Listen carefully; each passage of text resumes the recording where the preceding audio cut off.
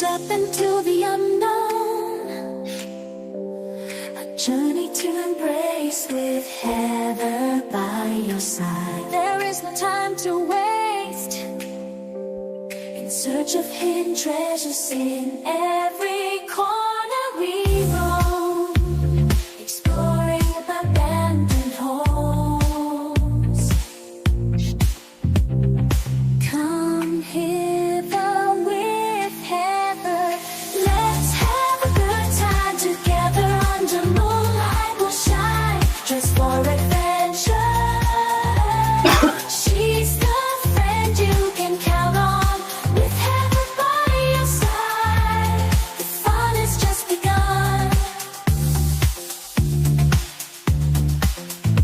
With a twinkle in her eye, she leads the way. Through hallways and secret doors, we'll play offering the past with laughter as our guide.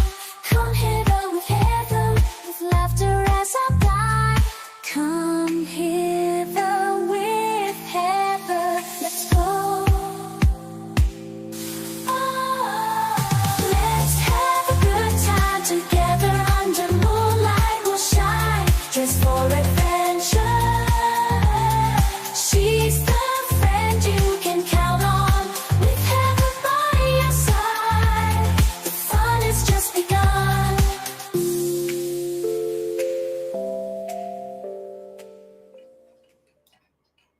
Hello, besties and explorers. This is your friend and Auntie Heather from Come Hither with Heather. Welcome in. I am so excited for this panel, for this live stream. I've got some amazing experts in urban exploring to have a discussion with you and answer all your unanswered questions. So that's something to look forward to. I'd like to say good day to Christian. Welcome in. Megan, Paul, welcome in. Thank you for joining us.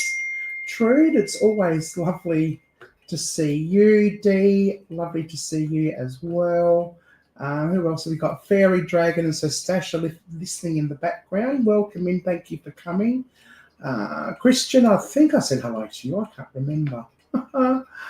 Oh dear, I am tired. I did get home from work around about 6:10, and I quickly wolfed down my dinner, and I had a shower because my makeup was all over the place. I put makeup on top of makeup. I didn't wash it off properly. So I hope you don't see the rings under my... Oh, thank you, Wisdom. Thank you very much. So if you have any questions for our panelists throughout the episode, please feel free to post them in the link. I am going to start a Q&A in the chat, and I was supposed to do that during the intro music, but never mind, we'll get there one day. Everyone's links will be dropped by Nightbot throughout the session, so please go and feel free and go over and subscribe to them, and after the live stream, go check out some of their videos. They're all amazing. Hello, Alana. I will get to everyone. This is really not an interaction with the chat as such, except outside the questions. We're just going to be talking amongst ourselves. We'll try and acknowledge people as much as we possibly can. And Simon, welcome in, Simon. It's great to have you here. Now I'm going to introduce our panelists one by one. They're going to tell you a little bit about themselves and tell you what urban exploring means to them. Felicity, g'day. Joan, hello, Joan. Long time no see. Lovely to see you. Thank you for coming in. Everyone's saying hello to each other. I better get started before more people come in and I spend the whole time just saying hello to people. I'll never get anywhere. Well, I tell you what, my first guest just does not need an introduction. You all know him as Drew from Drew's Adventures. Hello. G'day, everyone. Hello, Heather. Thank you for having me on. That's okay. Thank you for joining me. Now, I'm sure there aren't that many people on my live stream who don't know much about you, but tell us anyway, anything outside of Urbex, which is a little bit about you that we can get to know you personally? Sure. And keep it So, short. I know how you yeah, like to talk, but yes. yeah, I know. That's right. Yeah. So, let's see. Well, I'm 40. I just turned 40 this year. I am still single. I have a background in logistics and transportation work. Logistics, for those who don't know, is ships, trains, trucks, buses, that kind of thing, loading goods and services. And yeah, I love to get out and about, find abandoned stuff, find hidden things, and in doing all that kind of stuff, I have experienced a lot. So happy to share some of my knowledge tonight. Thank you for having me on, Heather. I'm looking forward to hearing that. Now, what does urbexing mean to you personally? Yep. So to me, it means finding the unknown, finding what we perhaps bypass visually. Perhaps we drive past some of these locations on a day-to-day basis, but we never actually stopped to go, what is that building? What was its purpose? What history may lay beneath its walls, behind its walls? So for me, that's what it's all about, is discovery and history and putting yourself in a way into a time that's gone past. Excellent. That's wonderful. Wonderful. Thank you, John. I'm looking forward to Thank hearing you. more from you later on. Yeah. Next up, we have somebody who's fairly familiar to the channel and to my community and subscribers, and that's Pocket Watch. Pocket Watch has been on many an explore with us. Good afternoon. Good evening. G'day, how's it going? I'm very well. How are you? Yeah, just hanging in there, enjoying going to enjoy this live stream. Absolutely. Fantastic. Well, tell us a little bit more about you. Well, my background's in carpentry and architecture, so I'm fascinated with old buildings, new buildings, documenting the history of the places. I have a background in history as well. Um, I used to specialise in restoring historical places, so I find it very sad to see them all getting knocked down now. So I'm just trying to document them as fast as they're getting knocked down, because we're just going to lose the whole lot and we're just going to lose history. It's a vaccine. Well, it's a chance to get out of the house, really, isn't it? And have a nosy in other people's houses. Absolutely, absolutely. And I Definitely. suppose being a carpenter, you would be very interested in the different architecture, the styles, the surfaces, the materials, and how it's all put together, I guess. Yeah, I tend to focus on things in places that other people don't focus on because they don't come from that background. So, like when we all go out together, our videos it's the same location, but we all focus on something different because our interests are something different Definitely.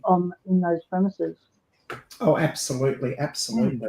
Now, I've just started the Q&A, and I'm not too sure how we're going to go with that, whether I'm going to be able to see it properly or not. I will try. This is a system I haven't used before, so please bear with me. Okay, well, thank you, Pocket Watch. I'm going to move on to Dan, just going down the list. Hello, Dan. Tell us a little bit about you. Well, 47 years of age. I live in northern New South Wales, but I've done exploring pretty much over the whole country.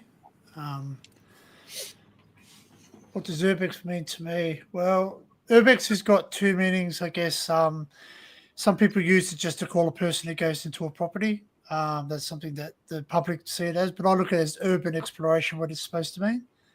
I don't class myself strictly as an urbexer. I class myself as a modern historian. But I like to go to places that have history. Like I wouldn't just go to a building because it's empty without knowing what it was. You know what I mean? Like an empty building is just an empty building. So it has to have meaning to me. Yeah. Absolutely, yes. Some people do, discuss the ethics of, trespass. Is it ethical? And some may say yes, some may say no.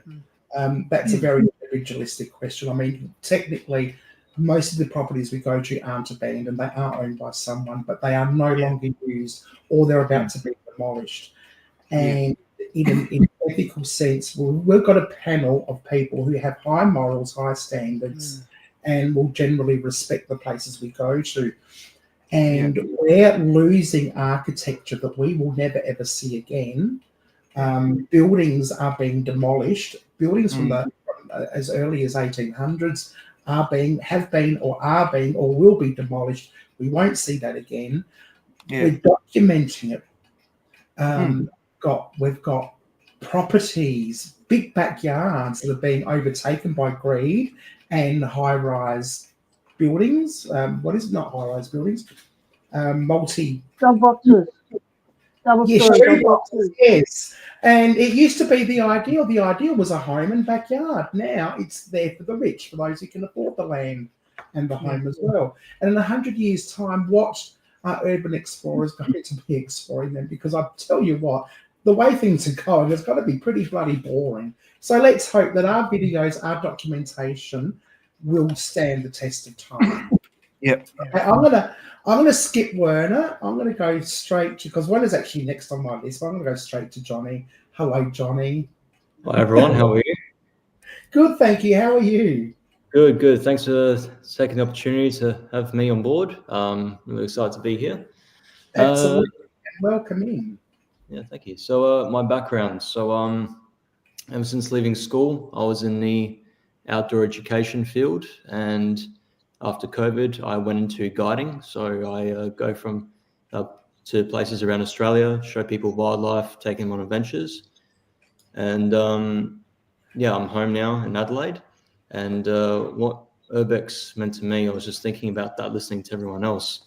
And I must admit, at the time when I started Urbex, it was merely just make videos and just for the sake of making videos. But in hindsight, along the way, it's not only just having fun, because I take adventures into the more practical action perspective. And but along the way, I've learned and seen that just creating memories with friends. And yeah, looking back now, it's it's just what I remember the most out of it. Yeah, that's right. This is my first time meeting Johnny. Yeah, face to face. This is quite exciting. Tonight is a lot of firsts. Well, thank you, Johnny. That's amazing. And I'm looking forward to hearing your perspective as well, because you've been overseas exploring, haven't you? Yeah. Yeah, it was in late 2023. Some time has passed from that, but yeah, the memories are still very much fresh in my head, and always planning the next move to explore the new country or countries I want to go to. Oh, absolutely. I'm kind of jealous, but I'm excited for you. I mean, I know you're not the only person here who's explored overseas, because Drew has, and so has my next guest, who doesn't need an introduction for most of my old subscribers. And that's Werner from Hi. Hello. Tell us something a little bit about yourself that are Well, there's not really much to tell, but I guess I'm the leader of the pack. I'm the shy one. You put me, Heather, and Drew together, and I'm normally the one that is the shy one out the three of us. But yeah, Urbex to me, I've been doing Urbex since probably for 10 years now. I started the channel in 2020, just after COVID. One of my videos, my first video I did was a video that we did when we went overseas in 2000. Was it 2018? There was me and Heather. We went overseas, and that was the first time I started the Urbex channel. And we put a lot of videos up in 2020, like my very, very first videos of the US. And then, of course, we met our wonderful fellow Drew in 2000. was it 2021 or 22? Yeah, 21, I think. Yeah. Maybe late. I'm not sure. Yeah. Yeah, and then we started Urbex with Drew, and we ended Mm. up going overseas in 2023. We went over to the US and Canada, and we caught up with a lot of Urbexes in Canada and Baltimore. And yeah, there's a lot of videos on our channels, Drew's channel, Heather's channel, and mine, of our Urbexing in the US and Canada. Yeah, that's Yeah. about. Excellent. Well, I have to admit that most of what everyone has said about what urban exploring means to them also means to me. I don't think I can add anything different personally, except for the fact I remember when I was a kid driving around in the car, I'd look at all the house and I think, I wonder what the hell is inside that house. What does that house look like on the inside? And that's where it all started with me, right? Thanks, Dee. Just wanted to know what it looked like. So Yep. there you go.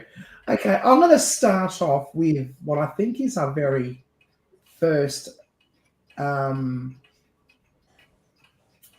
question, which is, do you think urbexes get blamed for vandalism that happens to the abandoned buildings unfairly? I'm going to throw that one over to, I don't know, we'll start off with Pocket Watch. Do you think urbexes get blamed for vandalism that happens to the abandoned buildings unfairly? I don't think we get blamed solely for it. I think there's a stigma attached to it, which includes vandalism. A lot of the vandalism and destruction we see is not caused by urbexes, it's caused by vandals and squatters, and that has nothing to do with urbexes. We're usually the ones that come along after that effect, after they've been in, because we get entry, because we don't break things to enter premises, whereas the vandals and the squatters do. So the ethical urbexes only enter premises when there's an entry point that we haven't created ourselves. So blaming urbexes for destruction is totally unfair, because that's not the way we roll. But there's definitely, you get tarnished by the same brush. People don't understand there's quite a difference between urbexes, vandals, and squatters. Absolutely. I'm going to throw it open to everyone. What's everyone else's opinion? And I think sometimes we do get tarred with the same brush as, being vandals or being copper thieves and spray painters, whatever. I know for me, sometimes I've been judged simply by what I wear, which can be very casual, clothes and what I consider to be comfortable clothes. But to some people out there, perhaps they assume that, because I'm wearing track pants and a scruffy old shirt, that I'm, a troublemaker or going to encourage trouble. It is unfair. We do unfairly get blamed for it, I think, sometimes. And I suppose, like Pocket Watch was saying, it's not right that we get that blame, but it does seem to come with the territory as a, 0.5 of a millimeter between us and what people assume is a vandal, or us not being vandals. But what does the other thing? Everyone else think? Any other input from anyone else? Well, I think both you guys are making some really decent points there. I mean, it's a very easy finger to point at the urbexes, the people who are posting it online, because that's everyone. That could be everyone else's perspective in seeing the environment that they're in. But yeah, look, 99% of the time, look, I'm not sure that's right, but a lot of the time it is people who are salvaging for copper. It's people who do break into get into these places. Yeah. And a lot of the time it is just kids who are bored, who just break down doors because they need something to do when it's a weeknight or weekend night. But yeah, to say we would get blamed for something like that when it isn't something that we have done or we haven't shown, because we haven't done, it's just not what we do. I've been told that from the very start by other explorers not to do that. It's definitely not the most logical thing to point someone out for doing, but regardless, we are going to be the type of people who are going to get those assumptions towards us, because look, we are going to abandoned places, we are going on adventures. It's just one of the things we have to deal with there. But yeah, it's a very mindful thing. As long as we show positive attitude towards how we do everything and we do everything right on our part, it's yeah, as far as I can tell, it's a good thing that we're doing. Yep, Yeah. absolutely. Yeah, I think there's a difference between like sort of like you can tell a true Urbexer because they're going in with cameras. A lot of these kids won't go with cameras. Like a lot of the kids you come across during buildings, they're just there smashing. Like I've been to a lot of abandoned buildings where the footage just has to be, gone out the window because all of a sudden there's people breaking stuff, and doing vandalism and stuff. So I didn't want to actually put them on my footage or have them making all the noise in the background because it just associates me with them. And like I've even come out of abandoned building, and the police have come because they've been called because of vandals, and the vandals are already gone. They've been and gone. You know what I mean? And I sort of to the point where I sort of like vandals don't I sort of guess like with the Urbexer, we're trying to be as quiet as possible because we're filming it. Yeah, we're not there to make a song and dance. We don't want people to know we're there because we want to film. I just want to get the heck out of there. You know what I mean? That's the thing, right? And we actually have pride in our work. We actually have pride in the buildings that we go into because to us, the buildings that we're going to have meaning. It's not just a click on YouTube. Like many of my explorers have never been videotaped because I've been doing it. Like I've been exploring since I was like 10 years of age.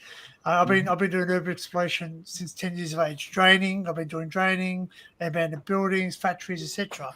So sort of to me, it was more about the adventure when I first started doing it. So then I moved away from that, and then I wanted to start filming it because I thought, you know what, a lot of these buildings that I've looked at, and I go back again, they're gone now. They're gone. So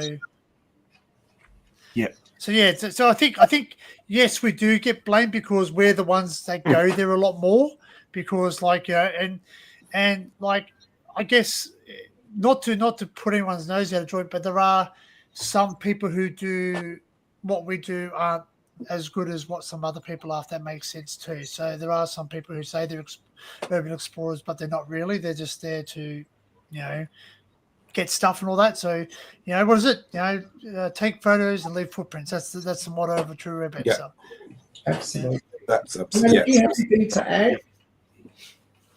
Werner, do you have anything to add?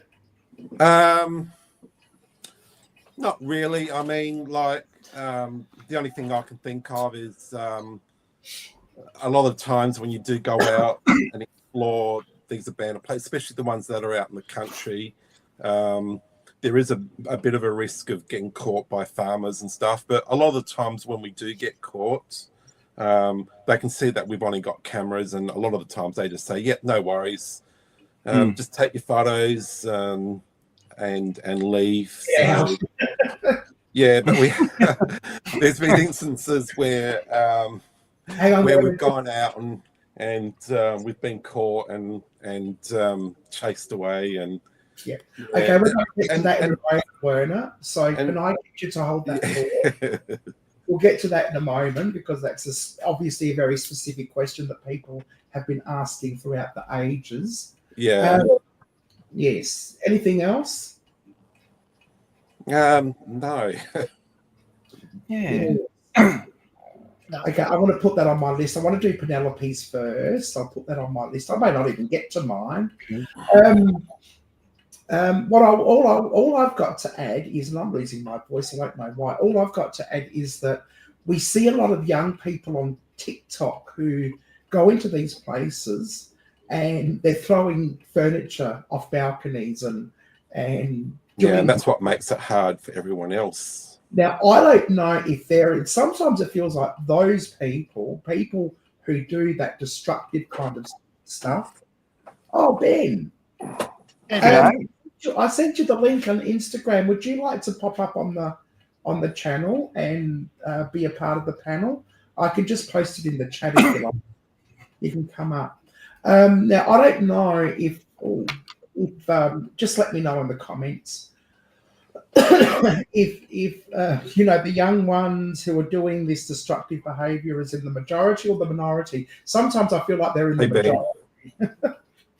And you know, people who are more people who've got the ethics of just leaving footprints and taking photos are in the minority. I don't know. I could be wrong, but I do think sometimes we do get unfairly criticised. And what everybody else has said, that yeah, you've got your general vandals, you've got your squatters, you've got idiots who do all these things as well. So it's not just the urban explorers, but we do get lumped in. I think. Yeah. Okay. The next question. It's a good thing you mentioned that about TikTok, because it's more of a double-edged sword sometimes, and there's a silver lining amongst the TikTok. And I speak of TikTok in a nice way because that has been a very useful tool to help me get to where I am right now. I recently became monetized, and without TikTok's help, I wouldn't get to where I need to be. But the kids on there, there's a new generation of explorers, and they're all on TikTok because younger people these days, they prefer to go on TikTok more than other platforms out there. And TikTok seems to be a very consequence-free app, and a lot of people just use that. And I've gotten to know a few of the people from this newer generation, because after taking a break from exploring around Adelaide, doing some international trips, and then I am filming more around Adelaide now, I've kind of like gone back to basics with the other people around there. And a lot of them seem to be just like kids out of high school or are still in school. I mean, I'm speaking to some kids who are 15 and wanting to trade locations, and the only way they can get around is on push bike at the moment. And that to me is just like, oh, hang on, I didn't know that before, But it just seems like they're all kids at the moment, and they're the ones, some who are doing a lot of vandalism. And it just seems like throughout time, when they kind of fall out of the hobby a little bit and not interested anymore, it's the ones who stay on, who get filtered on, who will take it a little bit more seriously. So a lot of it, I'm just treating it as kids who are just doing it for a bit of fun. Absolutely. It's more about the infamy than the exploring or information sharing. Yeah. Okay, I'm moving on. I'm going to go to Penelope's question. I can't, for whatever reason, I can't find it in the chat. So I've pinned it to the oh God, I can't think. I've got brain fog at the moment. So Penelope's question is: going into an abandoned property must be somewhat illegal. I'm not going to disagree on that. However, I can speak to that a little bit in the context of South Australia, and I might do that afterwards. But I'll answer your question first. Have you had any situations where you are confronted by police or owners of the property? And I'm going to throw that over to Werner first. Oh, thank you. No, I'll throw it over to you, Drew. Sorry, it's reverberating back to you, Werner. Oh, thanks. Yeah, absolutely. Yeah, we've had the police called. Police helicopters. Helicopters. Yep, John, we did. We had a Adelaide News. That's right. We had a helicopter for some reason follow us one night when we were going through a house in Adelaide. The whole place was abandoned. It was all open. It had the demolition fence around it, and it was all open. Yeah. And apparently the next door neighbours called the police to say that there was people breaking into the property. That's true. We weren't breaking into the property because it was all open. There was no doors.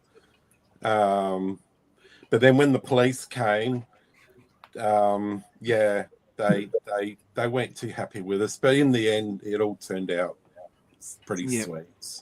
Yes. Yeah. So how did you approach it? Were you just like chill about it, and then they just said, "Oh, it's just someone trying to take videos"? how many was there? There was 6 of us, I think. Yeah. And when they first approached us, Johnny, they sort of said, "Stop what you're doing. Everyone stand still." And they searched us. They searched my car, thinking that we had gone in there and pinched copper and all that. Yeah. And Or had breaking into tools. Yeah. Yeah, which we had none of that. They found none of that. All we had was our cameras, and they didn't even like us recording him, because I think Heather was recording the police. I was actually live at the time, but I think they actually stopped Heather from recording. And I said to Heather, "Well, no." I said to the police, "Well, no, we're going to still keep recording, because you can't tell us not to record."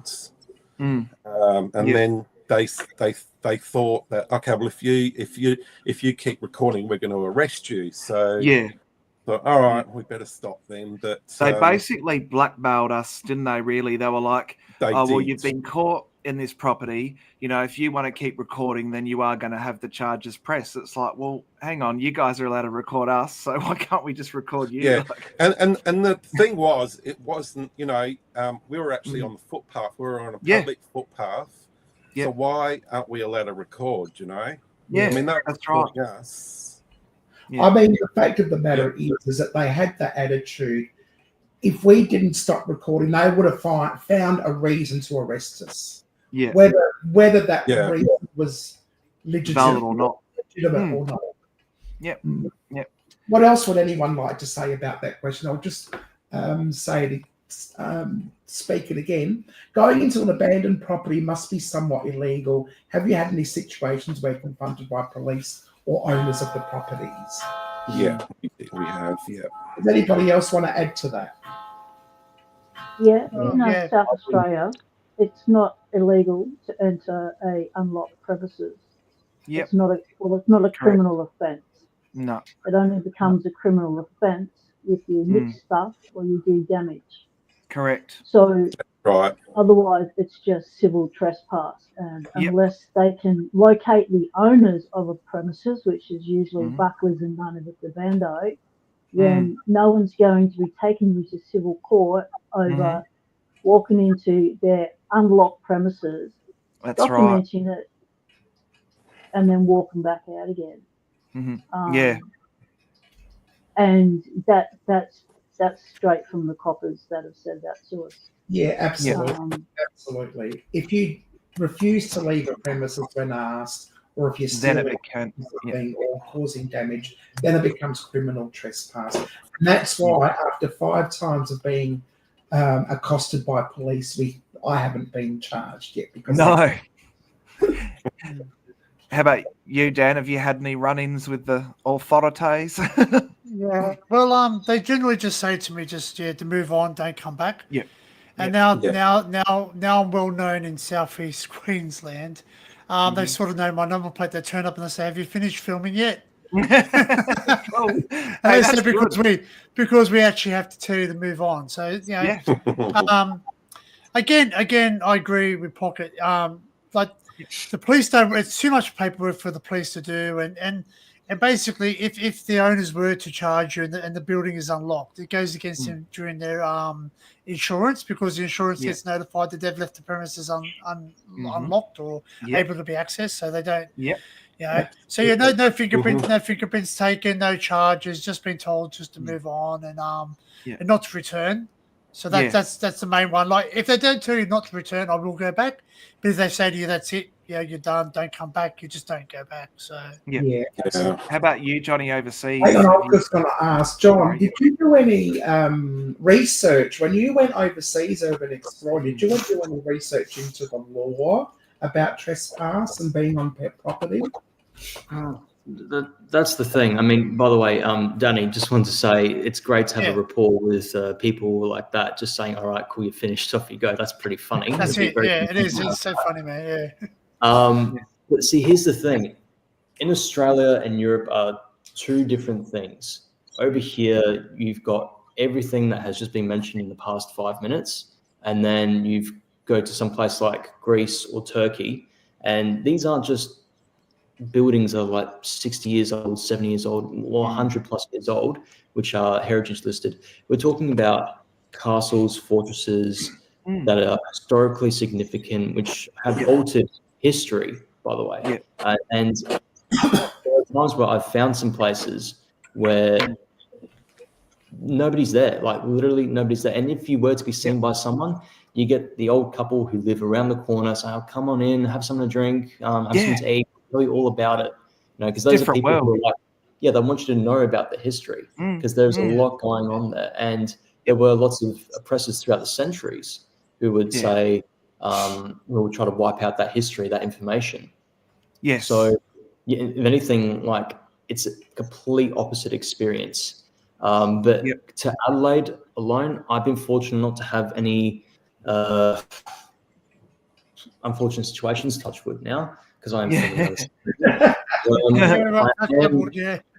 I am incredibly methodical when it comes to filming new locations, especially around Adelaide. I always go an extra day on like scouting down like entries, exits.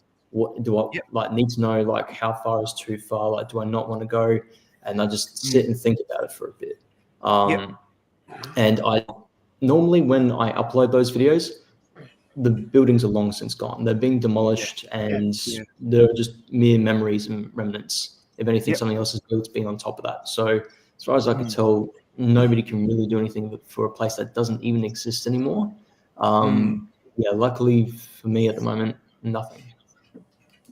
All right. Well, that's good. Lucky you, but you're only but young. Yeah. You've got plenty of time to get yourself into trouble. Oh, well, I hope I would like to keep exploring places internationally.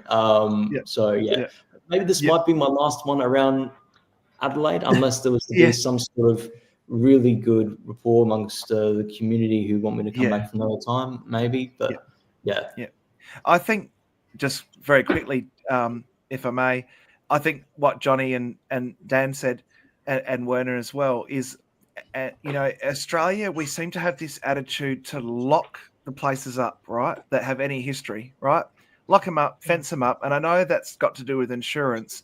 But like you say, when you go overseas or you go to a spot where you can befriend the owner or whatever, and you get a chance to go in, you just go, wow, like, couldn't this be nice if we could have a friendly attitude, to those who are genuine, rather than have to sneak in, sleek around, sometimes it's like, America was like oddly quite friendly about us going into places. Like Werner and I had very rare issues. We had one lady who was a squatter, the squatter, but in Baltimore, but we've never really had we never had any issues with cops really. And I don't know what it is. Australia has this keep out, private property, don't you come near sort of attitude, whereas the rest of the world seems to have a bit more of a chilled out, like, all right, you shouldn't really be here, but, you're only doing something harmless, keep going, do whatever. Yeah. And most of the places around the world, they've got much bigger problems than us. I mean, we are that's right. Yeah, true.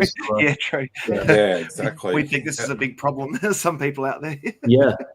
I mean, in the way that's like, we've got it pretty good if that's the worst of it that people have to deal with. So, Yeah, absolutely. Okay, Jonah has a question. We don't have to answer. You don't have to answer if too risky. Do you ever take stuff that you know it will? I think might have cut off. Yeah. Didn't finish the question, but I'm just assuming it's do you ever take stuff? It's like a game story question. Yeah. So I'm going to throw that open to everyone. No, I don't take anything unless it's offered to me. So I've been to some abandoned buildings where the person said, "Look, they're going to pull it down anyway. Just take." I said, "That's really nice." And I said, "Do you want it?" And I went, "Well, who are you?" He goes, "I'm the owner. I'm going to pull it down." So I take it. So I've got some stuff, and I've got some stuff off the old Mooloolaba railway line here, a couple of spikes and all that. And the guys who are actually dismantling it, I said, "What are you going to do with it?" He goes, "It's just going to go on a skip and be chucked away." So I got a lot of those railway spikes and just got them because they're just sought after. So and I gave some to the museum here in some ore bars. So I gave them some spikes and stuff because they don't have them. I mean, that's something that's history that's gone. So yeah. Yep. Mm. I can probably say quickly, the only time I've ever had something or taken something has been, like Danny said, someone offered me something that was, theirs to give. And then another time, but more generally speaking, I tend to find that my view is if it's going to be demolished with the house, like James just added there, my view is that sometimes people don't want to keep perhaps whatever that is. Perhaps it has a negative emotional connection. I know I've come across a photo album that I personally thought, well, why wouldn't this person want to keep their photos of their scout days, right? But who knows? I'm not privy to the information. My view is, okay, they've obviously left that photo album here. They didn't want to take it, all these photographs with them. So it's not mine to take. And to me, it's like a spiritual thing. I don't know. Yeah. Mm. Mhm. Yeah, that's right. I figure I get to take it because I get to film it and document Yeah. it. That's my taking. Yep. Other Yeah. times guess I've it's- had permission to take stuff. Like when I come across a demo site and I've gone in and filmed it, and then I've gone back to maybe get a second filming because I thought I'd gone for too long or something. Try and shorten it down. I just walk into places I don't pre-plan anything. I'm an opportunistic filmmaker, and then the demo crew's there, and then I'll say, "Oh, what is he going to do with that stuff?" And they go, "Skip it, landfill it." I say, "Do you mind if I score this and this during your lunch break?" And they've gone, "No worries, go ahead." And then I have standing permission from certain demolition companies that when I see their signage, that I've got permission to go in there and grab certain items to keep them in circulation in my other hobbies. And so then I'll go in and retrieve before they end up in landfill. Yeah. Absolutely. I have taken something, and I think everybody knows this anyway, so it's no big secret. Yeah. It was in an old abandoned farmhouse, ages out of Adelaide, and I can show you what it was. Yeah. Human skull would be mildly disappointed. It was. I should have. I'm only best. That dog. Not that dog. Oh. The other dog. Not that. Not the That is dog. eerie. No, hang on. Now this was in the dirt, in amongst rubble and other rubbish. Oh. That dog's name's not named Megan, is it, or something? No. No, but it was a pretty dog, and it was calling out to me. And it's the only time I've ever felt any inclination to take something. Didn't want to die. Didn't want to die. Yeah. She is adorable, and I want to take her to a doll doctor because she's got a It voice. looks like she's been through a fire or something. Yeah. Oh, it's got a voice. Oh. And I want to take her to a doll doctor in Adelaide and see if I can get her voice fixed. Yeah. Get my voice fixed and her hair done. Yeah, hair looks a bit rough. Yeah. My wonderful friend Moira crocheted. Oh, cute. Yeah. Yeah. So anyway, so generally speaking, I do not encourage. I'm not really interested in taking stuff. Nobody else is, but every now and then there is an exception to the rule. Yeah. What did you say? And if I did my house, I need a bigger house if I did. Yeah, that's my problem. I've got nowhere to fit anything in my room or house. I build a lot of sentimental value on things so quite quickly. So yeah, kind of have to cut through what you want to take and let go. Yeah, exactly. I've personally just taken like rocks with me, like kind of pebble on the ground. Yeah, like, that's just like a small thing. I mean, it's just a rock. John, you need to. You need to tell us the story that your mum asked about what souvenirs did you get from some of the places. Oh my god! So all right, if she sees this, she's probably gonna give me a smack in the back of the head. But so when I was traveling around Greece and Turkey, I was going lightweight. I was going for performance. Within the notice, just like pack everything and go. Because when I was in Turkey at the time, this is when October 7th was kicking around with the Israel-Palestine conflict. So I was like, okay, if I need to pack up, leave some stuff, don't mind. Anyways, and bear in mind, I was in the middle of Turkey, so still a bit away, but a lot of stuff was happening then. And normally when people go traveling around Europe, they get like a souvenir, like a fridge magnet or something. And I got rocks. Like I got from really great locations. And I said to my grandfather, I'm going to get you a rock from the top of Mount Olympus, Troy, Gallipoli, all these really cool places. And when I got back home and after I gave the stones I picked up to my grandfather, he was really happy. And then Mum was like, oh, what did you get us? I'm like, oh, I didn't get you anything. And then there was this argument and I was like, well, Mum, what would you even want? And she was like, I don't know. So it was this big giant thing for nothing. But yeah, but back to the question.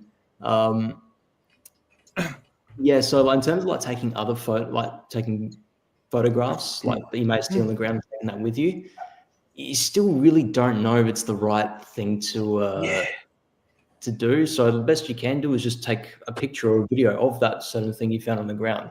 So at least that way you know it is being saved. That's right. Yeah. Actually, come to think of it, I did take something as well. And it was many years ago. It was probably when I started Urbex. So where I work, there's an abandoned warehouse right next to the yard that I work in. And one morning I turned up to work, parked my car in the car park, and I could hear this meow. So so I went into the abandoned building and there was a little kitten in there. It was a little black kitten with like a white face. And I the only reason I couldn't take him home is because Heather doesn't like cats, and we weren't allowed to have cats because we're not allowed to have animals where we live. Anyway, that cat has been at my work now. So he was a feral cat, and so all the cats that he knew, they were all feral cats, and I ended up taming all of these cats. So, and I'm the only one that feeds the cats. But anyway, this one black and white cat, he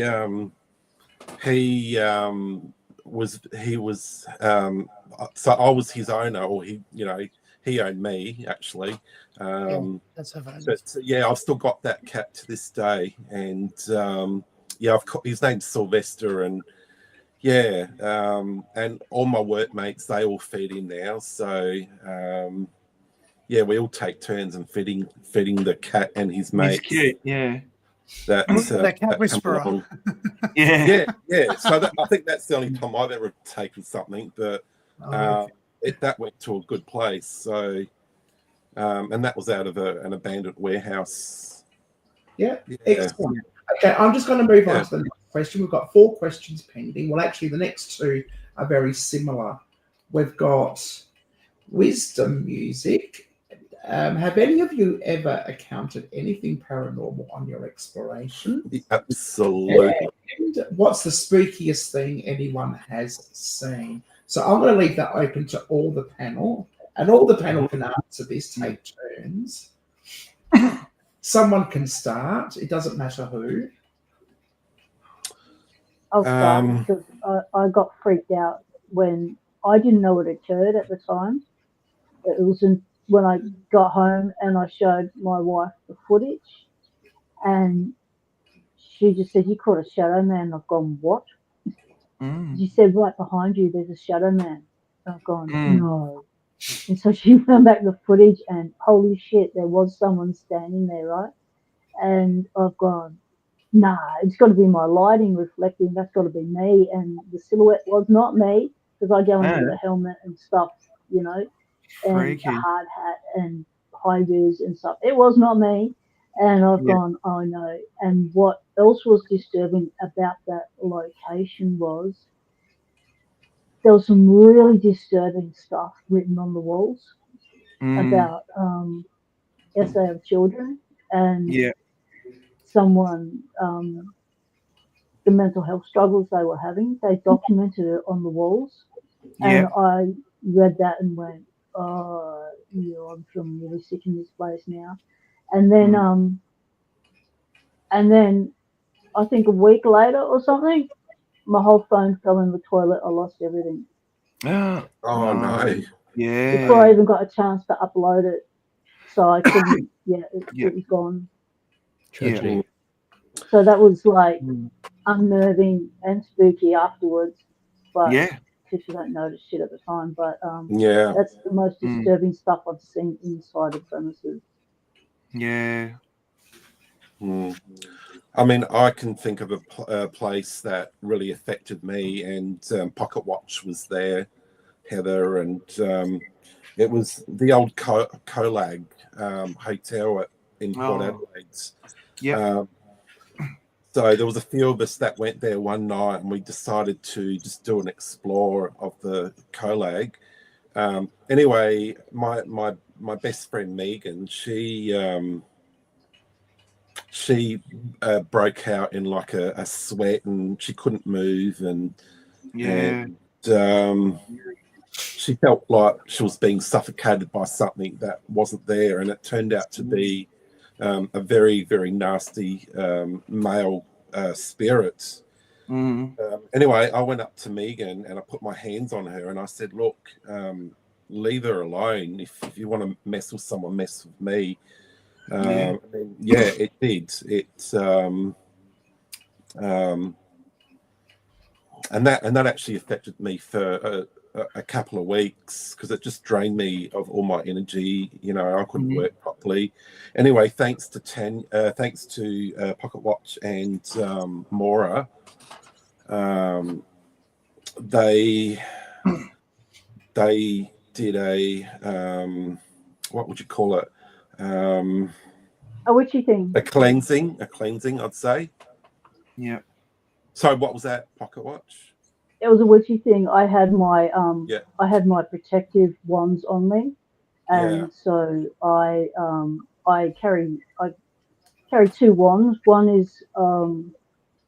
Uh, one is to direct energy, and the other one is a healing wand. It's a double-ended wand, so it's a Hmm. Okay. reciprocal wand. So I was able to grab the healing wand and I put it against Werner's back and I Mm, balanced him and grounded him straight away.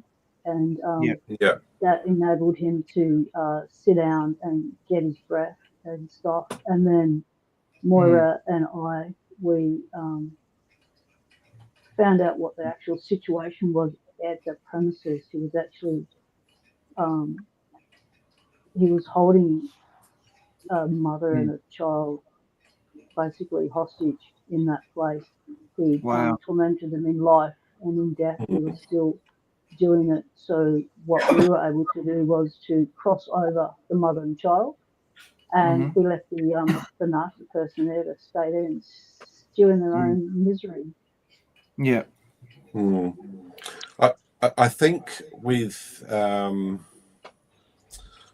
like because now when I go into abandoned places, I always get a sensation that we're not there alone, that there's someone there. I've been into a Mm. few old homes, and I think to myself, this place has probably been abandoned because someone's probably might have passed away in there, or met, their untimely death or something. Mm. Um, but those energies, I can pick up on those. I never used to have that. Yeah. But yeah, in general, I try not to delve in it. I mean, I'll leave that to Heather. She, she likes to do that. Mhm. Um, yeah, Yeah. so I don't like it. Don't like delving with it much anymore because Yeah, if you don't know what you're messing with, then it can get very dangerous. Absolutely. I'd like to hear Yeah. Dan's story. Mm. There's been a couple actually. I can talk about other things, my ones personally, but I also get uncomfortable feelings watching other people's videos sometimes. Hmm. Like Werner's last video, I felt really ill. Yeah. I felt really ill, and literally had to walk away from it several times. Like I can feel, like I don't class myself as anything. If you want to call me, I can. I guess I could be called a sensitive. What's known as Mhm. sensitive, where I can feel something. I don't Yeah. necessarily hear it or see it. I can feel it. Yep. And things seem to like the. But so what Kalicia's talking about, we were down the snowy rivers region, and we went to a historical cemetery. So I was filming. We had full batteries and everything else like that, and I had a GoPro. I was using a GoPro for filming. We were filming several graves, and when we went to the kids' ones, they turn off. They would turn the Freaky. GoPro off. Yeah. Yeah. So we walk away. The GoPro would go back on. We walk to the kids' one. They turn it off. I tried it. I thought maybe it's just magnetic or something there. You know, something there because it's really gold fields there. Anyway, Yes. so we walked up to some more adult ones, and then there was an adult one, and then it turned off, and I went, see, look, we've broken the chain. We've broken the chain. Not only did we read down, there was a child buried there as well. So every time a child was there, they seem to and the footage is we don't have it. Yeah. That's the first time. Second time I used it, I was doing the Gosford Glyphs, which is there's an indigenous marking ground across the road, and the hieroglyphs are man-made hieroglyphics. Anyway, Yep. I walked in there and I had this strange feeling, and then my torch went off. A fully charged torch went flat in no Freaky. seconds. Yeah. Right, it was flat. I was switching on. I couldn't do it. Banging it like it's a through night torch, so it's a $300 torch. So it's not cheap. It's, no, not just going to die like so that. it's a big thrower. It's a massive thrower. So basically, it's a day maker. So anyway, when I walk back out, I'm going to Kel. I said my torch went off, and I'm pressing and going, and it went on. I went, you're kidding me. You know what I mean? So there's things that do happen. Like we've had, I've heard voices where I've been thinking I was talking to Kel, but I was actually talking to something else in one of the. Yikes! Like it didn't. Yeah, like it was just something, man. It was just like.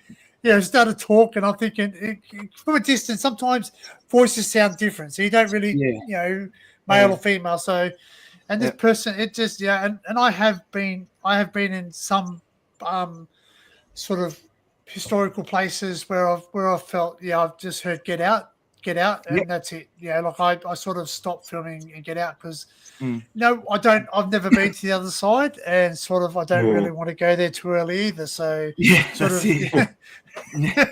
So sort of I just there's just those buildings we have like a bad sense of like there's a mad abandoned place up here, and as soon as I pulled up there, I went I can't really go in there, and they go why? I said I just don't know. I don't know why, but something's telling me not to go in there. Like so like it could be that people get busted there all the time or something. I don't know, but it's just something just in me said, look, there's something where I got to walk up. Yeah, that's it. So basically, hopefully someone on the other side is looking out for me. I've got people who've gone before me. So I think for me as well, just quickly, the other thing I find really quite freaky is actual people and or the chance of running into someone or stepping on a needle, a pew as something, in especially overseas, and sort of what you say, Dan. Sometimes you just get a vibe, and I remember with Werner in America a couple of times, I said to Werner, "Look, I just feel like that building, for whatever reason, we shouldn't go into that one, but we'll wait until we got our American friends with us who might know that area better, instead of just wandering in and potentially, getting ambushed or something really nasty happening." So, sometimes I think it's also the physical world and the two-legged physical folks that can be just as scary. We had a run-in with a squatter in America. Luckily, she wasn't armed or anything, but she certainly was a bit aggressive about us giving her money. We managed to sort of just pretend that we didn't really understand her and played dumb, and she left us alone. But she was, she had her hands in Dumb this sort of Aussies. jacket, right? And she has her hands in this jacket, and I think, oh no! I just said to Werner, I looked at Werner, Yeah. I'm thinking, if we see anything look like anything, pew pew, then we'll just say yes, whatever money you want, you have it, love. Absolutely. Okay, we have a question coming up that we're going to. I'm going to have a bit of a break. I'm going to replenish my coffee. I'm Yep. going to grab a glass of water, and I'm just going to have a bit of an intermission. We're going to have a break. We'll come back and we'll go to one of the questions, burning questions that people always ask, or one of the many questions that people always ask over and over again. So we'll be back. Cool.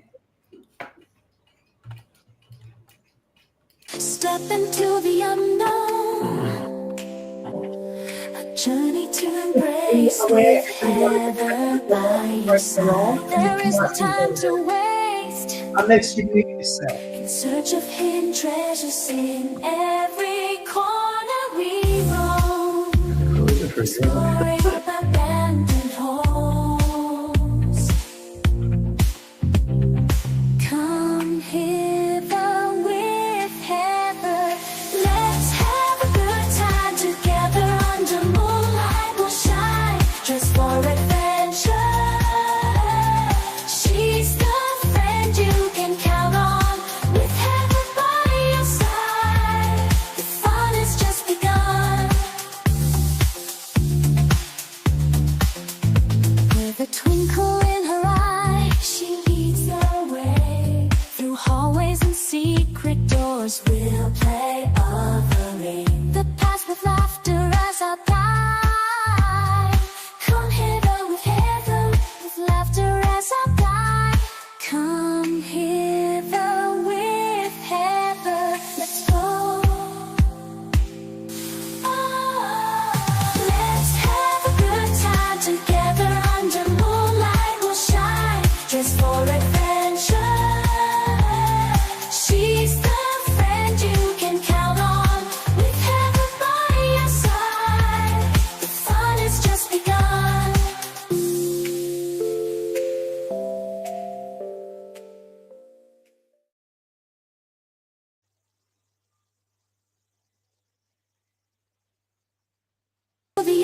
Step into the unknown, a journey to embrace with Heather by your side. There is no time to waste, in search of hidden treasures in every corner we roam, exploring abandoned homes.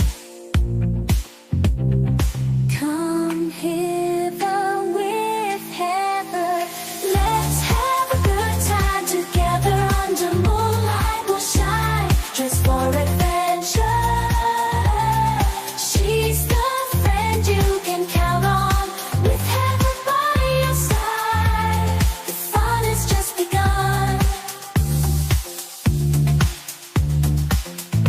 With a twinkle in her eye, she leads the way. Through hallways and secret doors, we'll play of the ring. The past with laughter as our guide. Come hither with Heather, with laughter as our guide.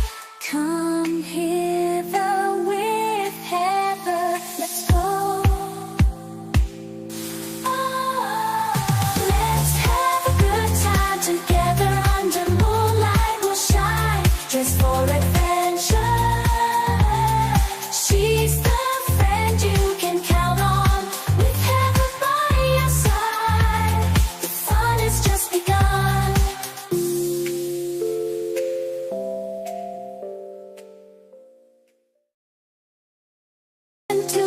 Step into the unknown, a journey to embrace with Heather by your side. There is no time to waste, in search of hidden treasures in every corner we roam, exploring abandoned homes. Come hither with Heather.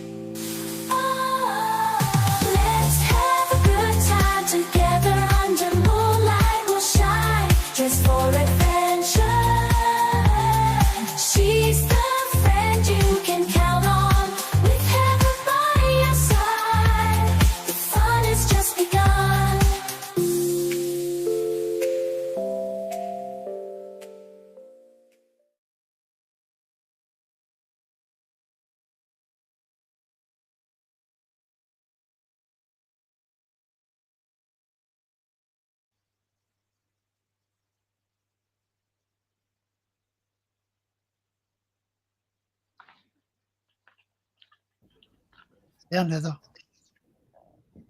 Okay. I need an extended radio version of this song, I think. I'm running from here, there, and everywhere just to replay the song, so I've got enough time to get back and do everything I need to do during the break. Okay, welcome back, everyone. Well, thank you for joining us. Thank you for staying in the chat. Thank you, guests, for staying around for part 2, I guess. I don't know. Okay, so one of the burning questions that's always on people's mind comes from Megan. Yep.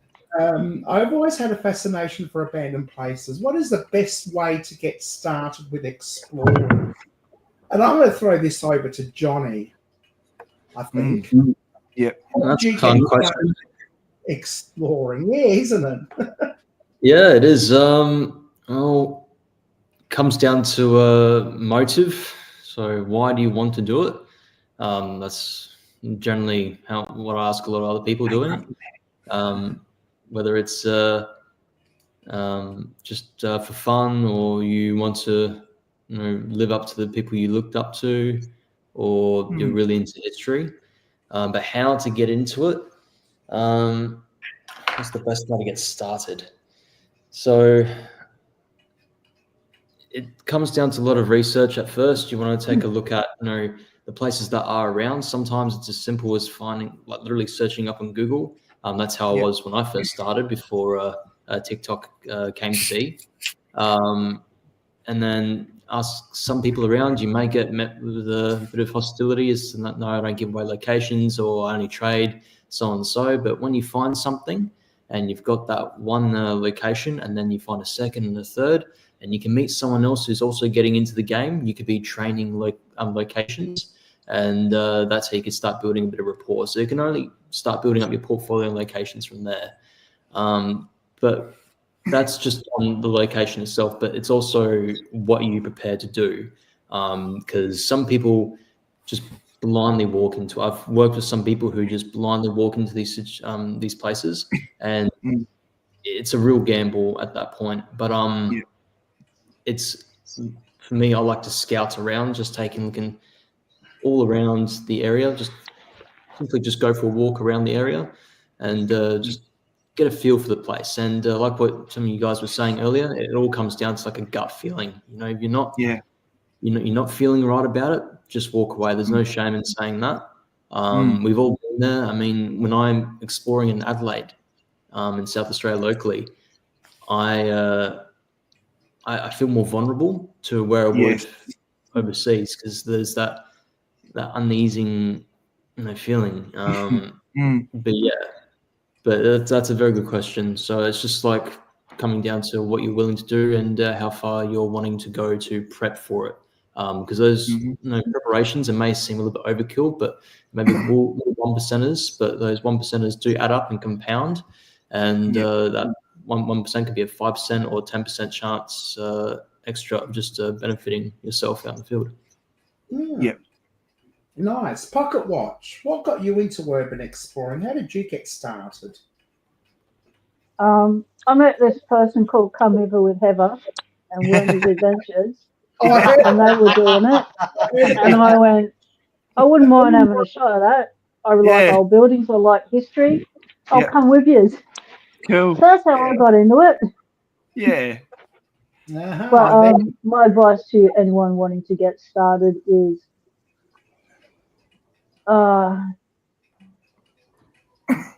remember safety first. Yep. Always have lighting on you. Don't just rely on your phone torch. No. Make sure you've got additional lighting on you, because you never know when one's going to fail. You're going to need another. Wear appropriate footwear, because you never know what you're going to be walking into. Yeah. Any premises made after 1950s will have asbestos. Yeah. So any broken walls, ceilings, anything, you will have those particulates on the floor and around. So walk gently, walk softly. You don't want to be kicking stuff, shuffling stuff, moving too much stuff around. You don't want to be disturbing the air too much. I always wear a mask. I wear steel caps. I wear a hard hat. Yep. It doesn't mean that everyone I go exploring with wears those things, Yeah. but I do have them available in my kit for if Mm. people do choose to wear safety gear. If they come with me, then they've got it. I've got it there Yeah. to offer them. Um, the other thing that I do is I don't do so much scouting because I don't have the time to scout. That's what I have an explore team for. They That's do the right. scouting. That's very When true I now. find stuff on my own, Mm. I'm a drive by. I see it. I pull over. I do Yeah. a once round, and then I go right. Okay, I can walk through the front doors open, back doors open. I can Yep. just turn the camera on, and from the moment I turn that camera on, you experience what I see. Yeah. Yeah. And that's just the only way that I can actually get stuff done, because what we're finding at the moment is fences aren't even going up for demolished places. Yep. Things are getting demolished at such a rate. It can be there 1 week. By the time Yeah. you go back after the weekend, because I don't Mm. like going to places on weekends, it's too obvious. Yep. And it's gone. And so if you if I'm driving back from an appointment and I spot a place, then I just go like, oh yep. Sometimes if I don't have time, I'll write it down and I'll try and get back to it, but chances are I'll get back to it, it's going to be gone. I'll just take Mm. the half hour to the hour out, and I'll go and I'll get the footage, because that's what Yep. it's about. It's about documenting it before it goes. And Yep. because of this new high density Mm. stuff Mm-hmm. they're allowing, and the change to uh, the demo laws and the red tape, you don't Mm. have to you don't have to notify council that you're demolishing a premises anymore. You Mm-hmm. don't have to Yep. go through that bullshit, and Yep. you only have to notify them if it's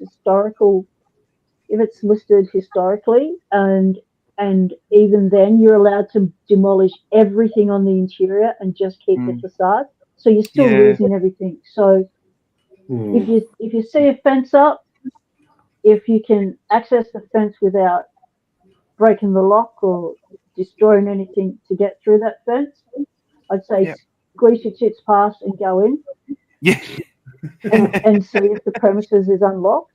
Yeah. If it's not unlocked, chances are come back in a couple of days. The demo crews come in, and what they'll do is they'll bust down all the locks, all the doors, and then the next time they come back, then they'll go through the whole lot. So Yeah. at that stage, when they bust down the doors and the windows, that's when you can get access. Yeah. But Yeah. wear Mm. appropriate footwear, and Mm. just and wear a mask at Yeah. all times. I Yeah. think like Johnny said, and like Pocket Watch said, preparation research is your best friend. I Yep. personally use, and probably Danny also would use this, Trove, which is National Library of Australia, free website. Jump on it, get into just doing maybe a search for a suburb and something. You could type in Adelaide City and then um, former department store and see what just comes up. And then at times that can help you hone down. Then you use Google Maps to perhaps find out where a building was or is. And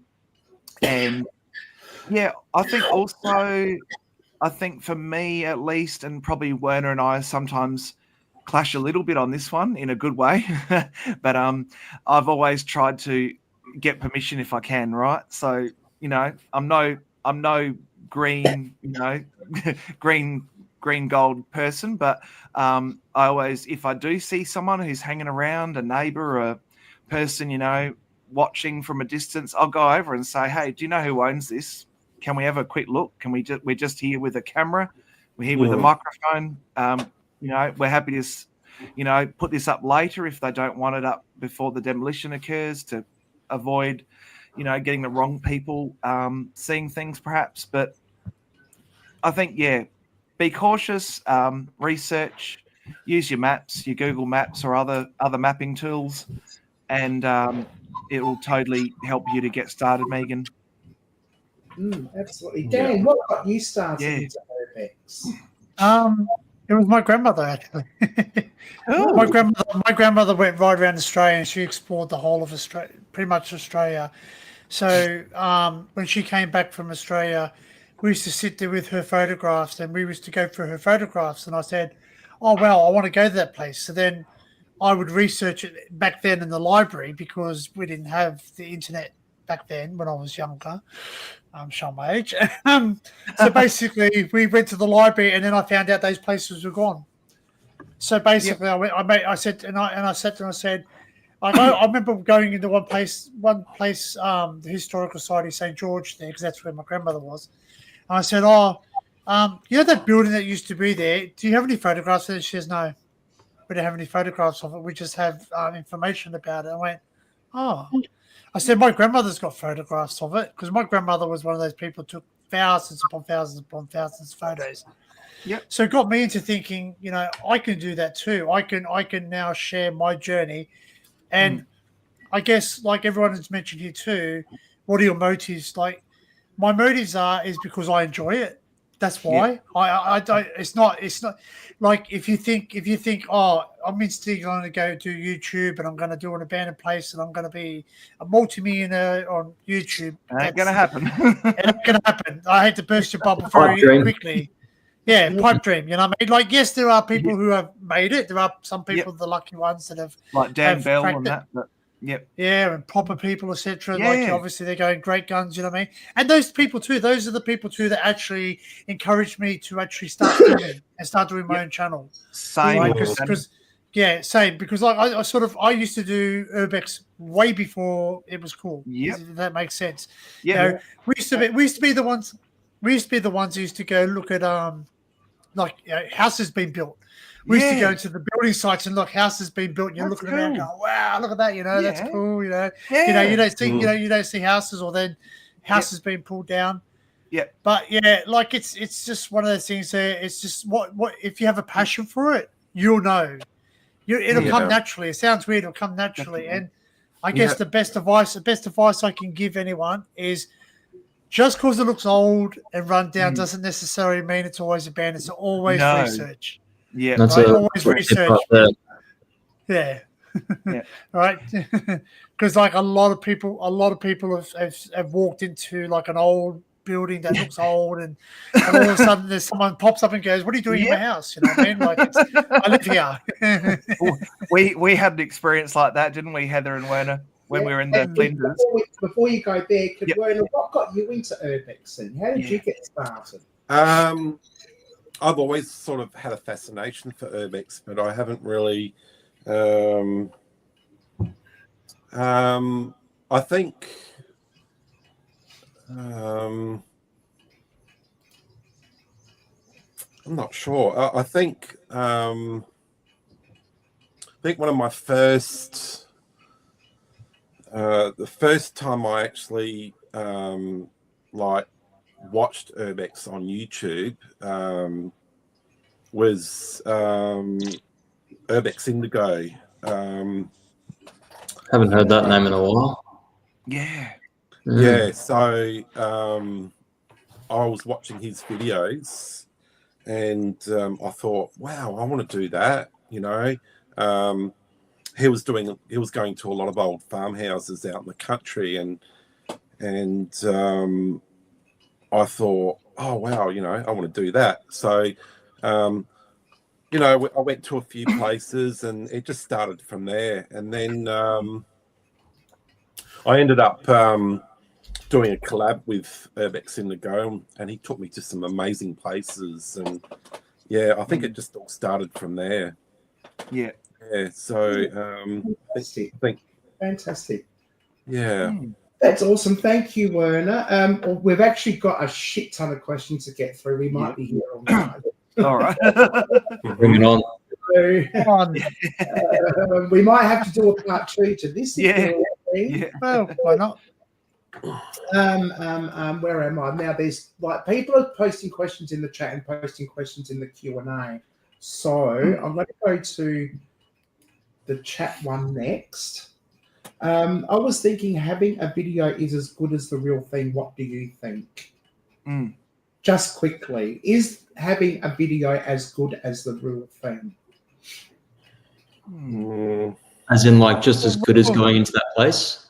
Yes, I think that's what Kalisha means. Well, it depends on your abilities, I guess. Like, there are some people who cannot do it.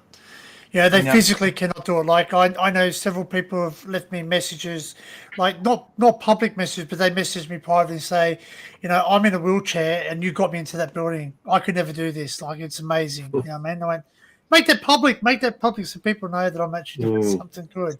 But like, you know, some people like, I look at some people's videos and I go, wow, you know, they got into some places and I thought, you know, I get that bad vibe. So I get that bad vibe, and rightly so, because there's a lot of things, you know, they've gone down to those places, but they've done them. You know, and I look at the fact that sometimes it is good to have it there. It's good to have a video to look back on if it's gone. That's my point on it. Oh, Josh.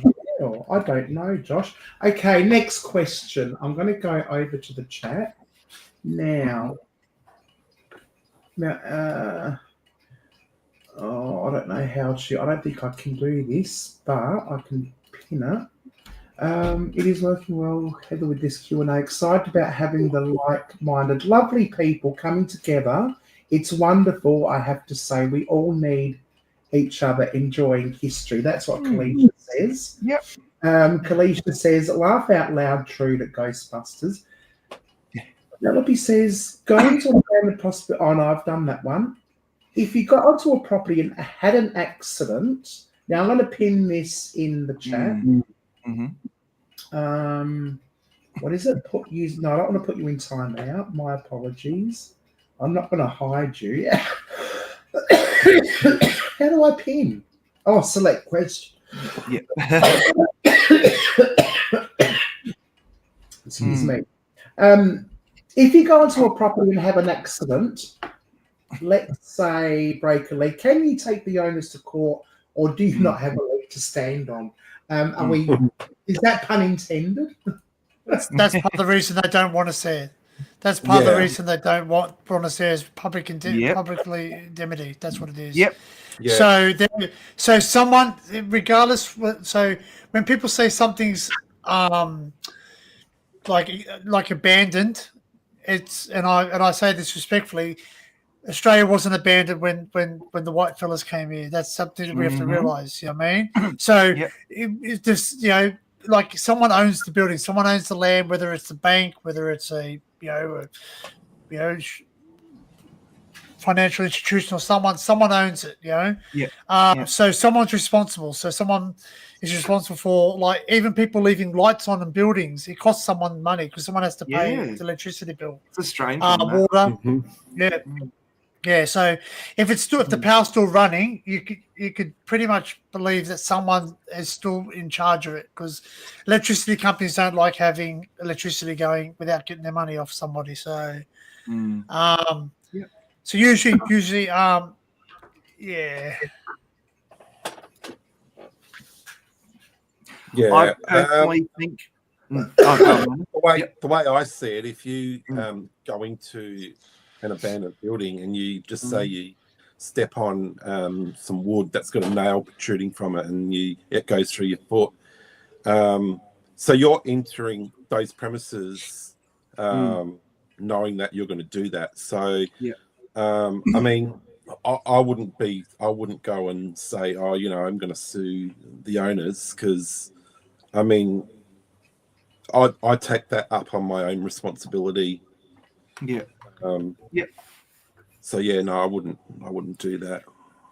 Unlike perhaps like the US, where, you know, suing is perhaps more of a common thing.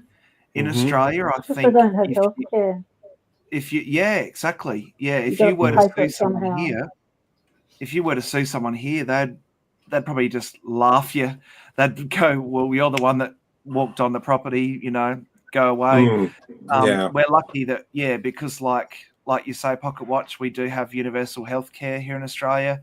And, for the most part, if you get yourself a nail through the foot, God help you, a needle through a finger or something, you can go and get, medical treatment at no real risk or cost to yourself for the most part. And I just don't think personally I would ever take someone to court unless, maybe courts if it would was. say, I just saw court a would just comment. go, are you going to, did you mitigate the risk? Yeah. And it's about mitigating risk. Were you wearing appropriate safety gear? Did you have a proper footwear, or did you rock up in sandals, Heather? That sort of thing. So did you mitigate the risk? If you did, then there may be some liability. Yeah. Johnny was going to quickly say something. He noticed a comment. Didn't mean to interrupt. Yeah, there was a comment that's just, I think it was by Nanas, like, give me millions for my own goddamn stupidity. I was thinking the exact same thing throughout the entire time. You've done this to yourself. I mean, like, chances are you weren't vigilant enough to, prep for anything like that, and then you've just done that to yourself. Like, a lot of the time it will happen. There are some exceptions and outliers, but, like, do you really want to go through that, that whole episode just to try and get something out of it? Because either way, you're gonna be the idiot who stepped on the nail or something if it was something like that. But, when it comes to prepping for any accident out there, a first aid kit goes a long way. I mean, I'm not sure what you bring, but I've always bring one with me, and I pray that none of you or anyone in the community in the comment section has to use it. But there's been 2 instances I had to use that, and the stupidity of some people who do go into these places. Like, look, let's be honest, a lot of people do go into these places, and some aren't the sharpest tool in the shed. Johnny, and I remember one time, this girl, she had a bit to drink, and she punched a window, and it was already broken, like shattered, but like it was tempered, so like kind of it was like a blanket. It was stuck in there. She punched it, and I got my first aid kit. It's in one of my videos. I think I actually had to delete it during the time I was getting monetized for review, but I was wrapping a bandage around it and just coming out. But another time was just me hiking, and I got a scar on my elbow from that. But that's just like regular hiking stuff. Saw someone do a thumbs down emoji. I don't know. No, you're using Apple. You're using Apple, aren't you? I am using Apple, yeah.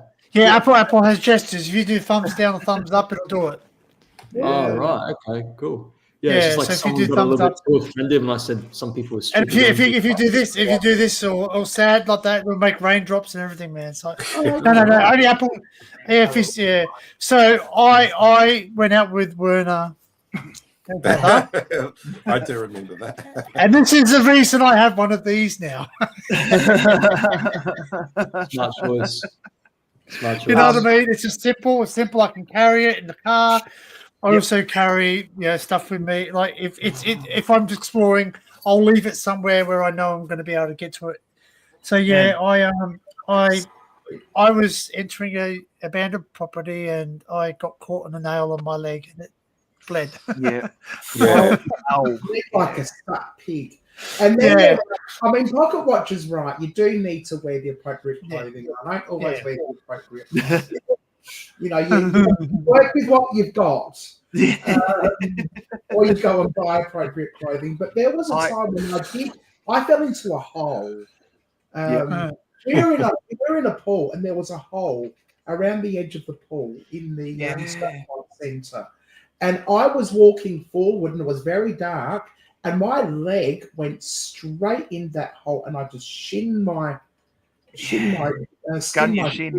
And I was in not so much pain, but I wasn't a bit of pain. I was in shock. Yeah, but I was certainly injured. And that was the first time I met you, Heather, and I was halfway through filming, and I hear thud bang in front of me, and I go, "Oh no, Heather's in the food!" Oh, bugger! Oh shit, bugger! Fortunately, I had enough forward momentum that it didn't go down. Go down. I went sort of down and then forward as well. That makes sense. You were having with Johnny when we did the cave explore. So we went to do a cave a couple of weekends ago. I thought Johnny was going to have to resuscitate me. His Oh first aid man, kit. I yeah, was huffing dragging and your puffing. body out of that hellhole. Far out. Yeah, yeah.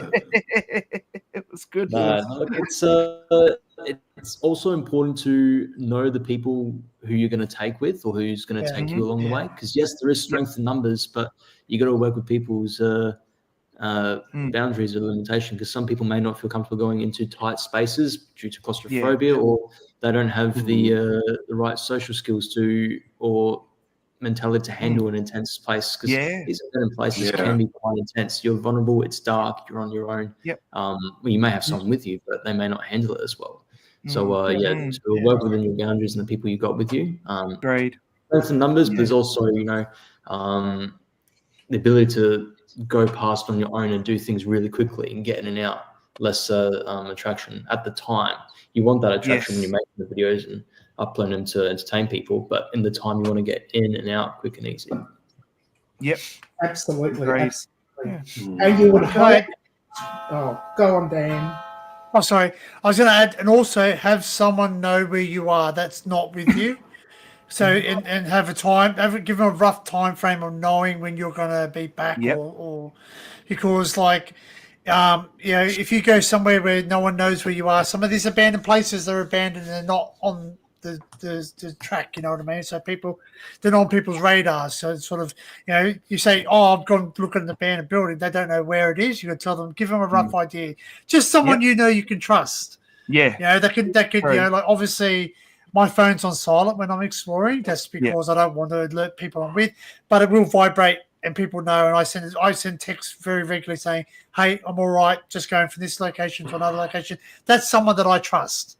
And it's via WhatsApp. So I send messages via WhatsApp, so it's encrypted. So that's right. Yeah, that's the way, Dan.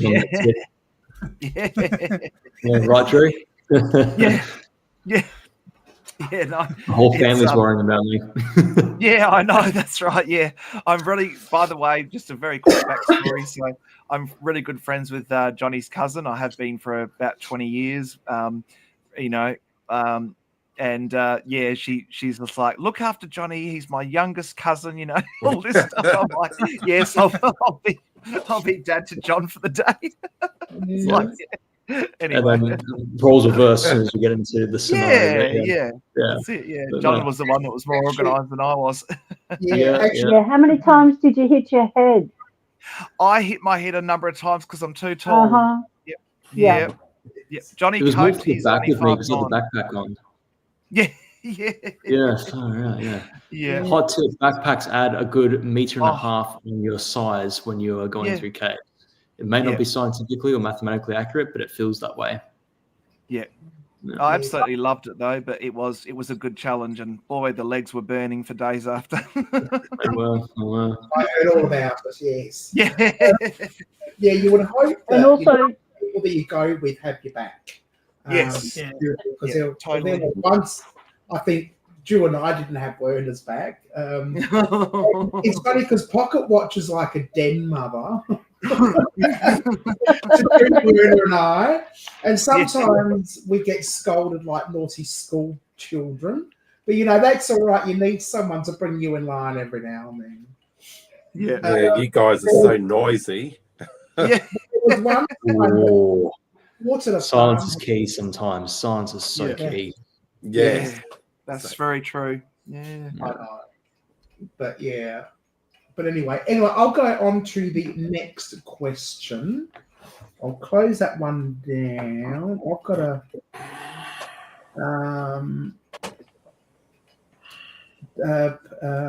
going to the band must be somewhat illegal. Okay, we've done that one. Probably have an accident, right? Oh, Big Ben now. Select question, right? To the panel, what was one of your most weirdest explores and finds on an Urbex? Who wants to start? That's from Big Ben. Go on, Werner. You got a lot of stories. Yeah. Actually, I do. My first weird experience was a sex house. I'm very close to you. I'm very close to you. Always I'm very down to the lowest common denominator. It never yeah. fails. So I on just my- had bad internet and I came back into the convo and all I heard was just sex house. I'm like, whoa. It's Welcome to Sex House. Welcome. We'll take you there in a minute. We'll take you there. So that one was a real No. bizarre place. That was a place at Collingswood, Yeah. and we went there at night and we just had a bit of an explore. But then I walked into this room, and there was sex toys, there was underwear, there was used condoms, there was like if I had You're one not of selling those, the place to me, Werner. You're not selling if I had one of those lights where you could see, you know what, Backlight, luminal. A flashlight. Yeah. Yeah. it was everywhere. But I think but the funny part of it was, and I didn't actually put it in the video. I wish I did, but one of the rooms had all these dildos. It's not PG rated. This live stream. It's like I'm talking like. And I thought, oh my Wow. god, you know. And I said to Heather, "Come on, let's get out of here. Don't like this place." So, I'm guessing you didn't take any souvenirs with you over that small. oh, absolutely not. Oh, I got syphilis just from looking at it. Yeah. Oh, yeah. I think it's one of Yeah, those that was- places where you might have to pick up some vandalism and burn down the place. Yeah, Yeah, exactly. Yeah. That's just Some my new opinion. skills. And colleague conservative on that one, but I think just burn it down. Yeah. It is. And think- the weird thing was, it was actually adjacent to a hairdressing salon. So, yeah. Oh no. Yeah. I reckon similar to what you just said, Werner. Yeah. Port Perry, they're now demolished, but there was a house there that had full adult diapers and underwear and belts up on the Yeah, wall. I remember that one. That yeah. was freaky. I was just like, I'm Yeah. not ready for this. This is mentally like, what the heck? And also when we were in the abandoned mechanic shop in Baltimore, Maryland, in USA, and we were in a room about a level up from the ground floor where there was this eerie chair with a rope like around it. Yeah. And heaps of rubbers everywhere, condoms everywhere. That kind of stuff, you just think, what the actual... So that's my weirdest too. Oh, Yeah, wow. that place was really freaky. Yeah. Yeah. Mm. Who else? Oh, it's still not happening. Sorry, Yep. I've put Pocket Watch's channel into Nightbot to drop, but the Oh, link's cool. not for some reason. Okay. I thought I'd fixed it, but it's not happening. Yep. Oh.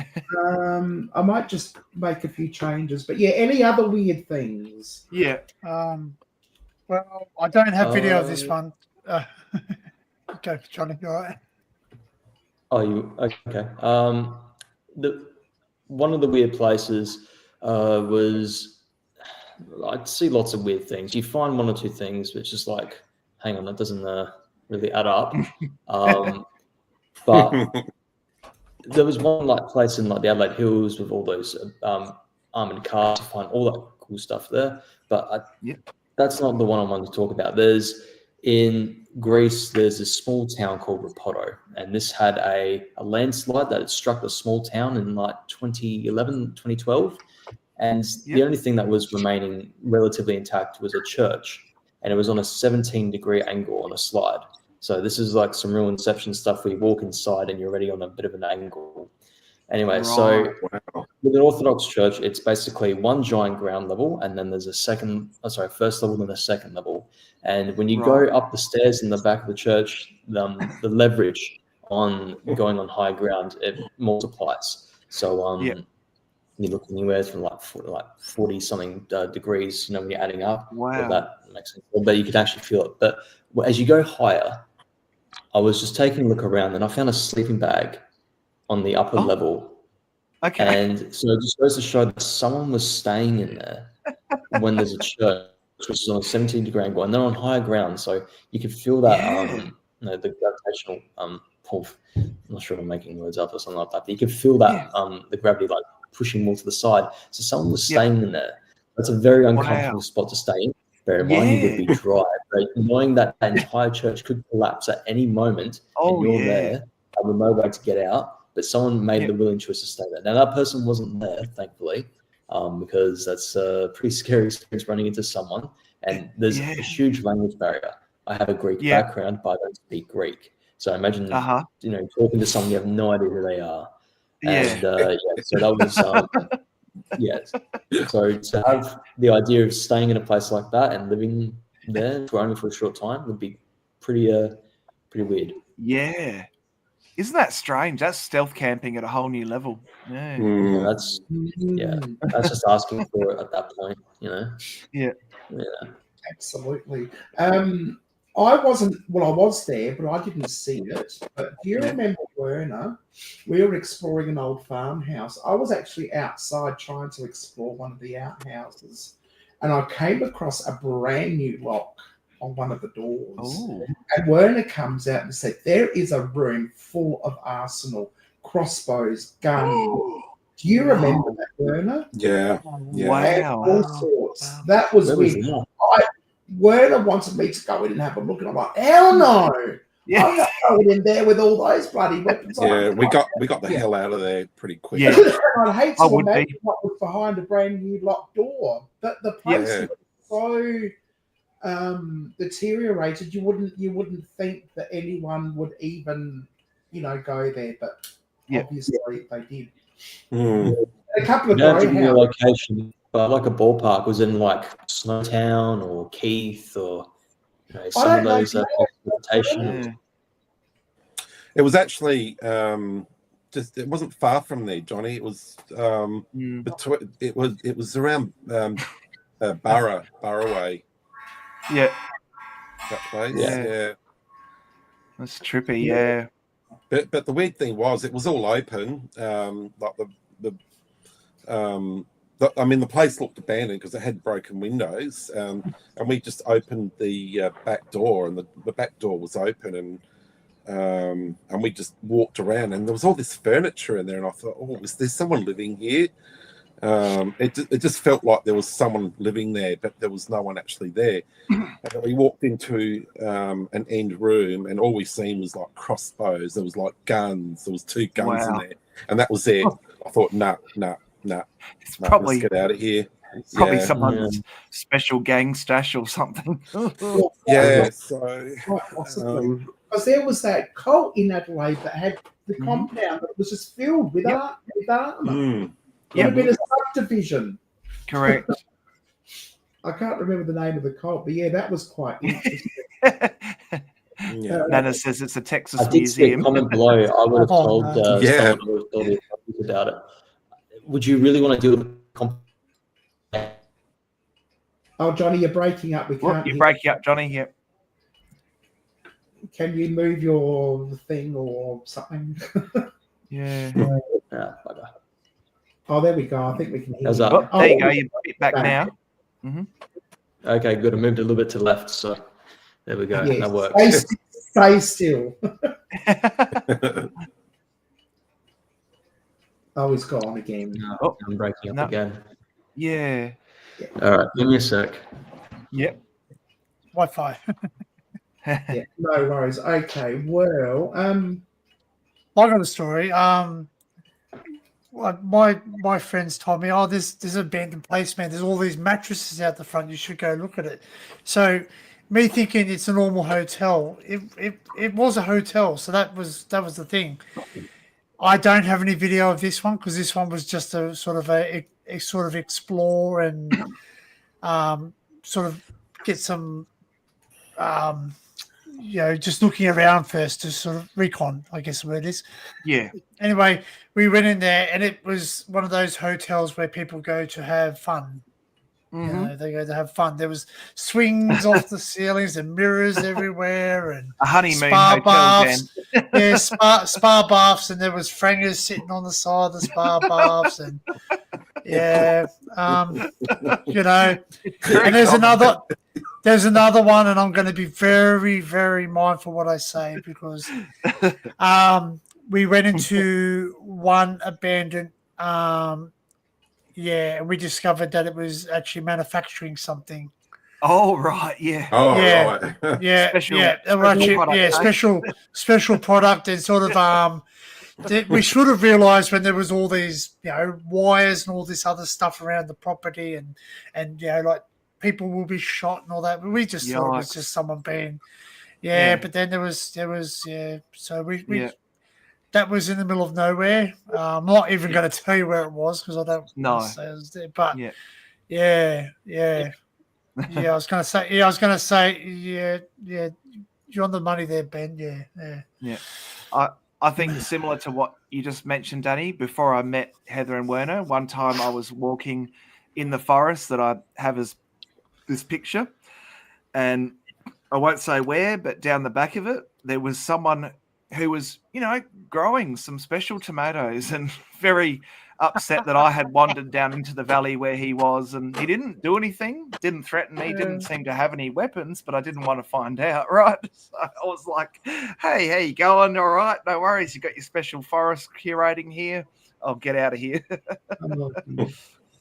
Pocket, you've been very quiet. I've been enjoying hearing the stories of the other panel members. It's been Yep. awesome. Yeah. You don't What's- actually really get to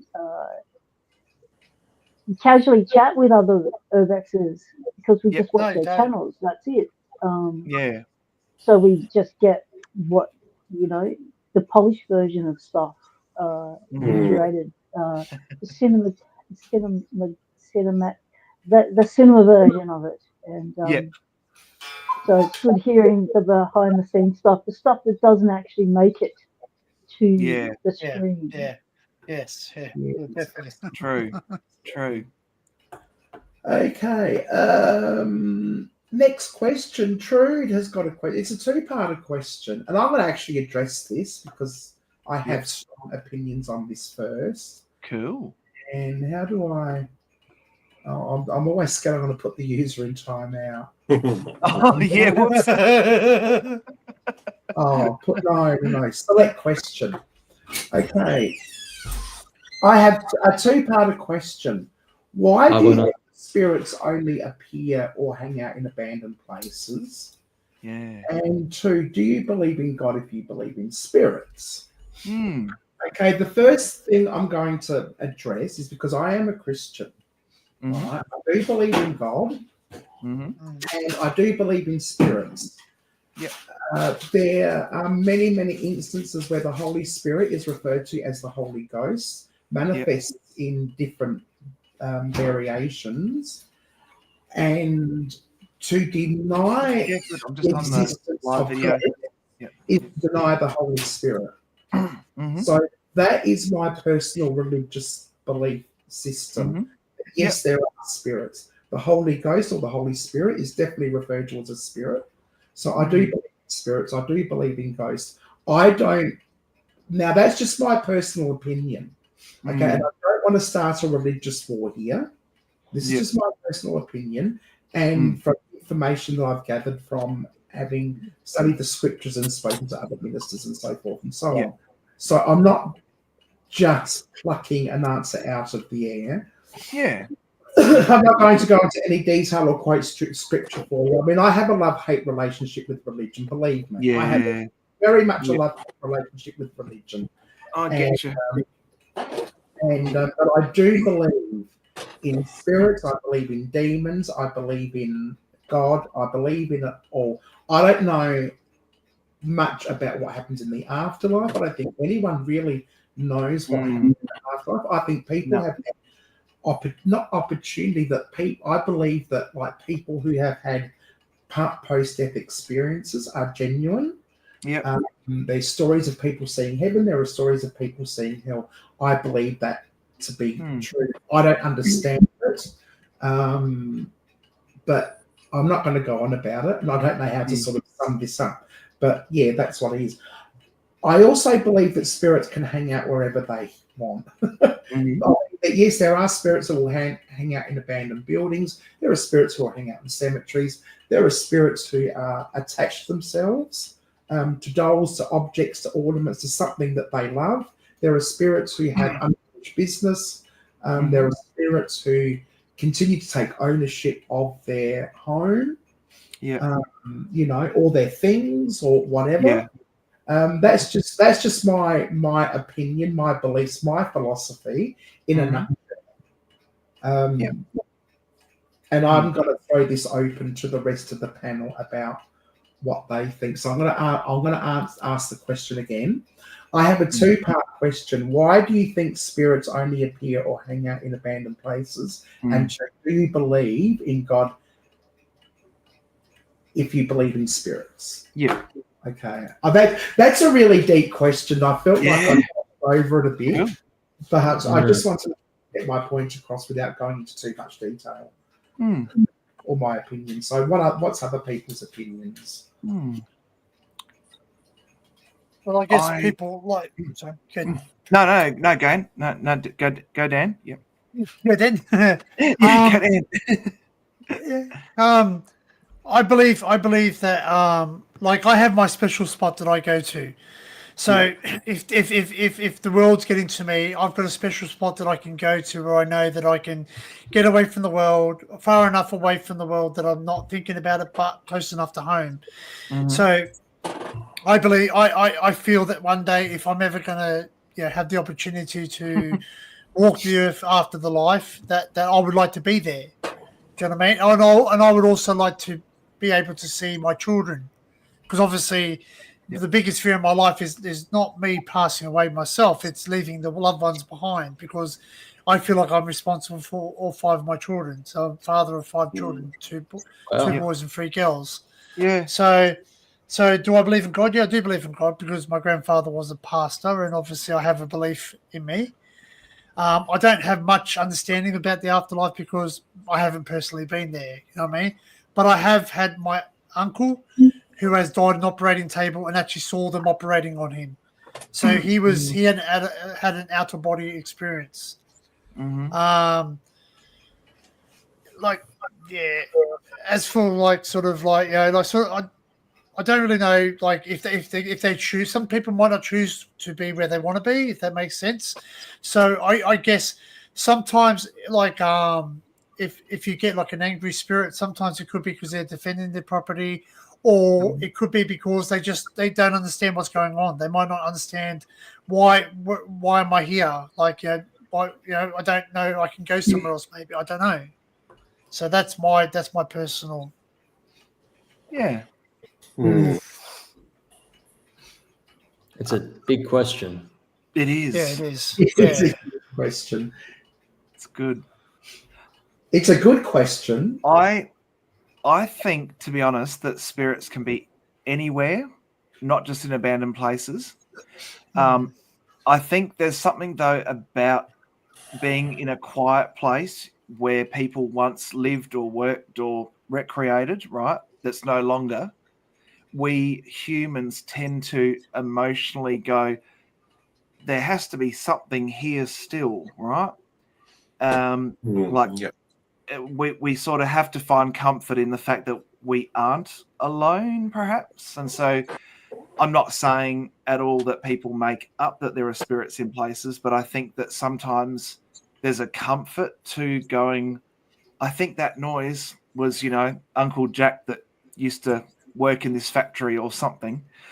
Because as humans, we're naturally afraid of the dark. We're afraid of the spooky, the abandoned, the scary sound in the bush or in the top of the building or whatever it is. And I think the second part, I do believe in there being a God. Like, I do believe in that. I do believe that at the end of the day, though, I don't know what to make of, how all that relates to us as ordinary people, having seen the good, the bad, and the ugly of human life. I like to think that, like the God that I believe in is a God who has mercy, who reaches out to those who are poor, who are struggling, who are different, don't fit the mold of this world. That to me is a very personal, spiritual thing. So yeah, I think I'm willing to say I'm definitely a believer in God and Jesus and whatever you want to call them. Yep. Mm. Someone else? I'm a bit different from everyone else. I haven't had any experiences like that yet. Yeah. I don't really have a strong opinion on whether all that stuff exists or not. I'd like it to exist because then we know there's more. Yeah. But yeah, I mean, when I find something out in the field Yeah. and I get video existence, confirmation Mm. of it, Yeah. then yeah, I might have a much more stronger opinion of them. But right now, I haven't had any encounters or anything like that from Yeah. adventures. But yeah, but it just seems like the people who go into abandoned places and make a scene that spirits may be there. I'm a little bit more spiritually inclined, and it is a trope. Going to abandoned places where something may have happened. The tropes do add up, and it all comes together on that sort of thing. But yeah, as far as I can tell, I've got nothing on that compared to some other people here. But yeah. Yeah. Yeah. That's fine. Thank you. Where did you have anything to add, or Pocket Watch? Do you have anything to add? Well, a lot of the places that that we go to, a lot of those places, I feel that there's still an energy left behind. I'm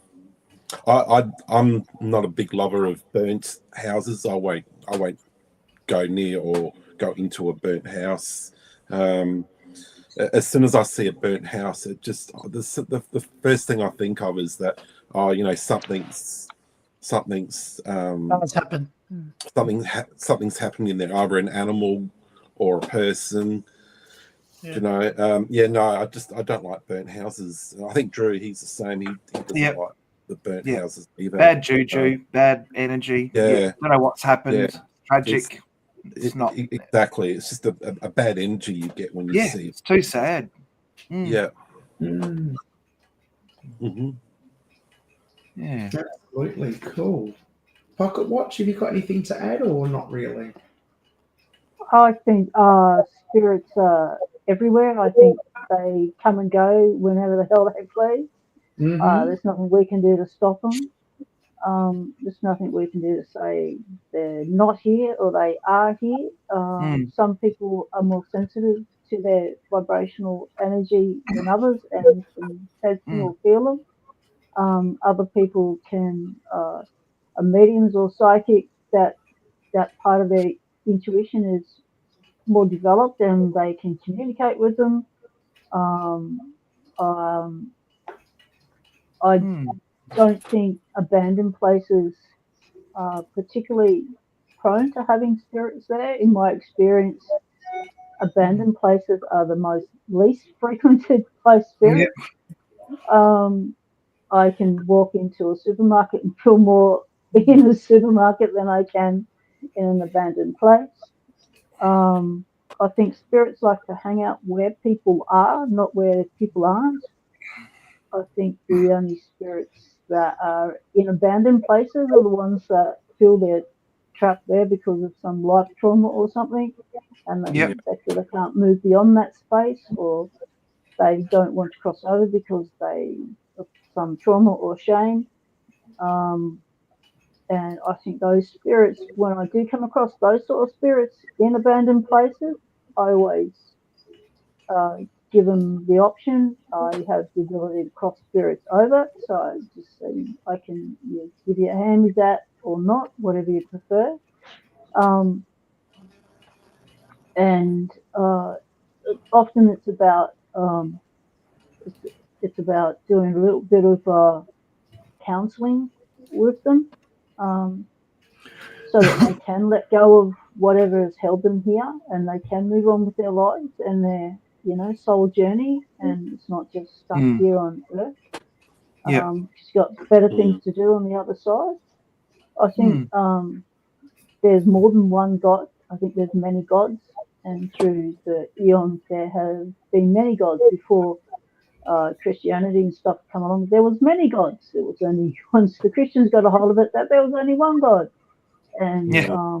prior to that, there was many gods. There was gods for everything: gods of the water, gods of the sky, gods of the land, gods of the bread. You know, everything in people's lives had a god attached to it.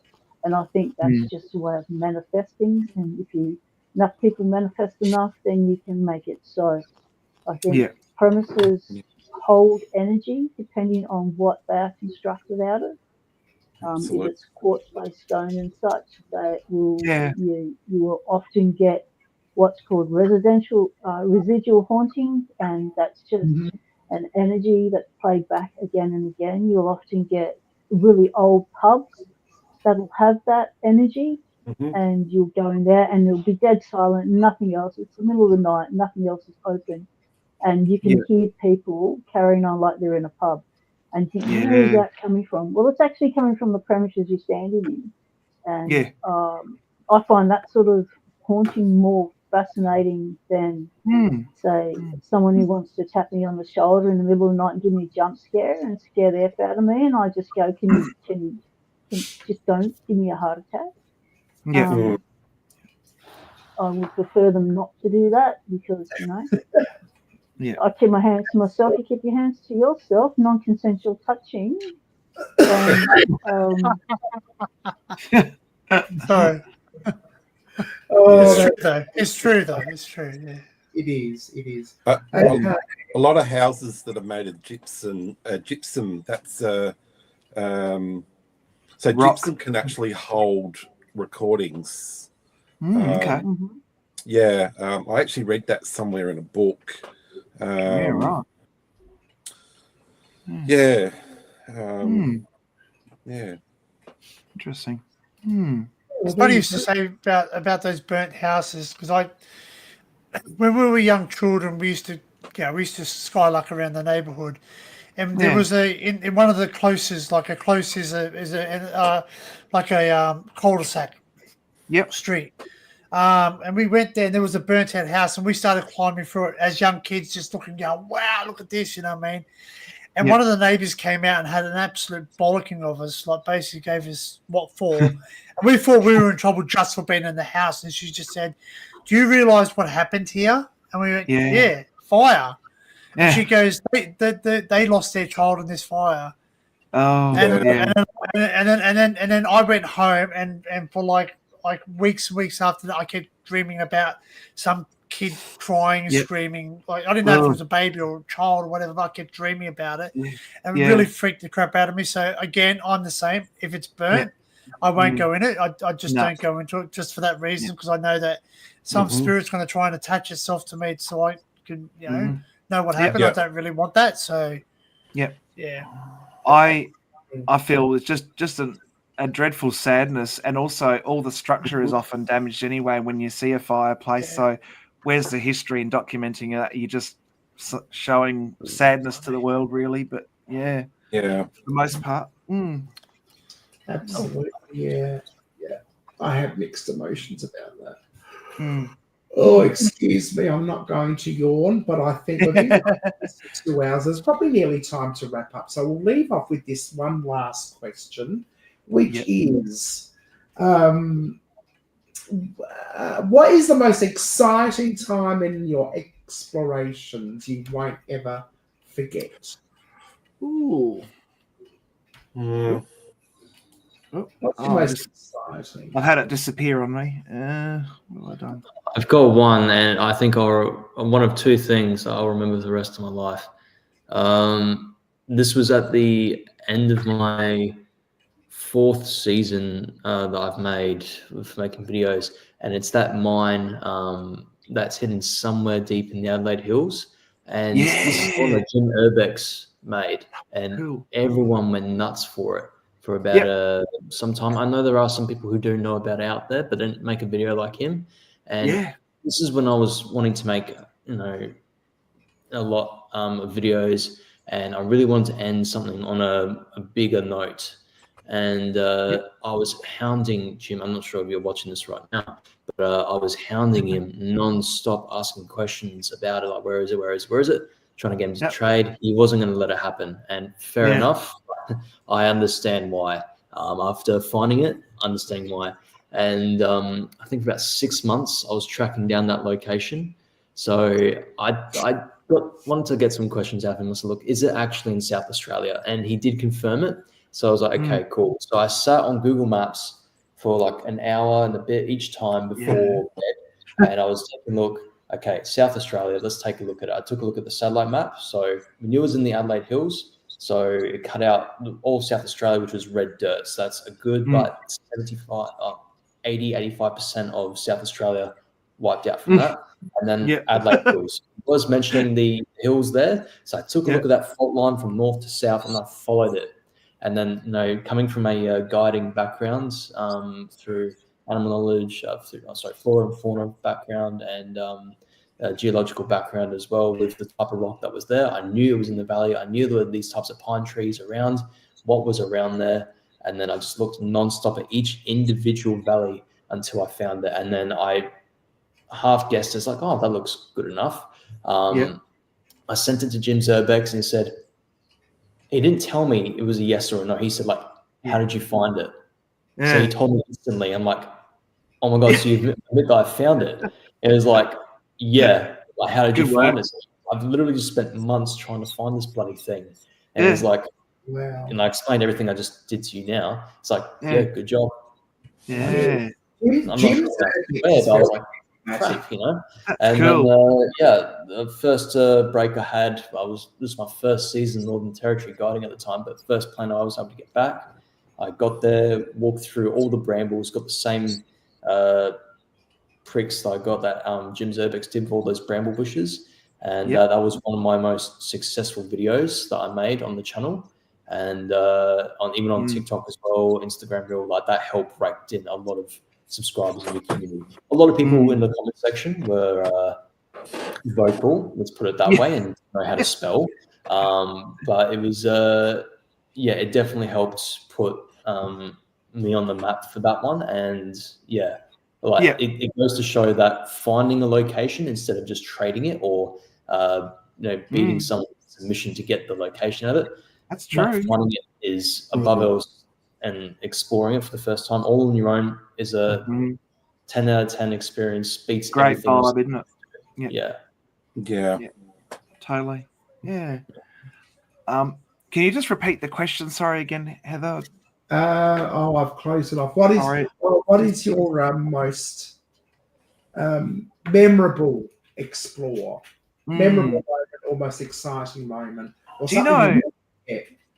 I reckon it's been the hotels and the motels that we've done. The Whit Sundays and also Victor Harbour. Heather and I did one down at Victor Harbour. And just to walk through a place where basically, you knew that this was like a holiday memories kind of experience for people.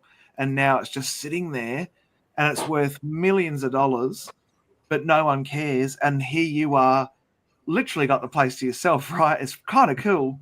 And, all the recreation tables were still there, like pool tables, and the pools themselves are obviously damaged and disgusting. But nonetheless, there's something about like being in a bigger place. And I have to say the Whit Sundays ones were some of my favorites that I've explored, and motels generally.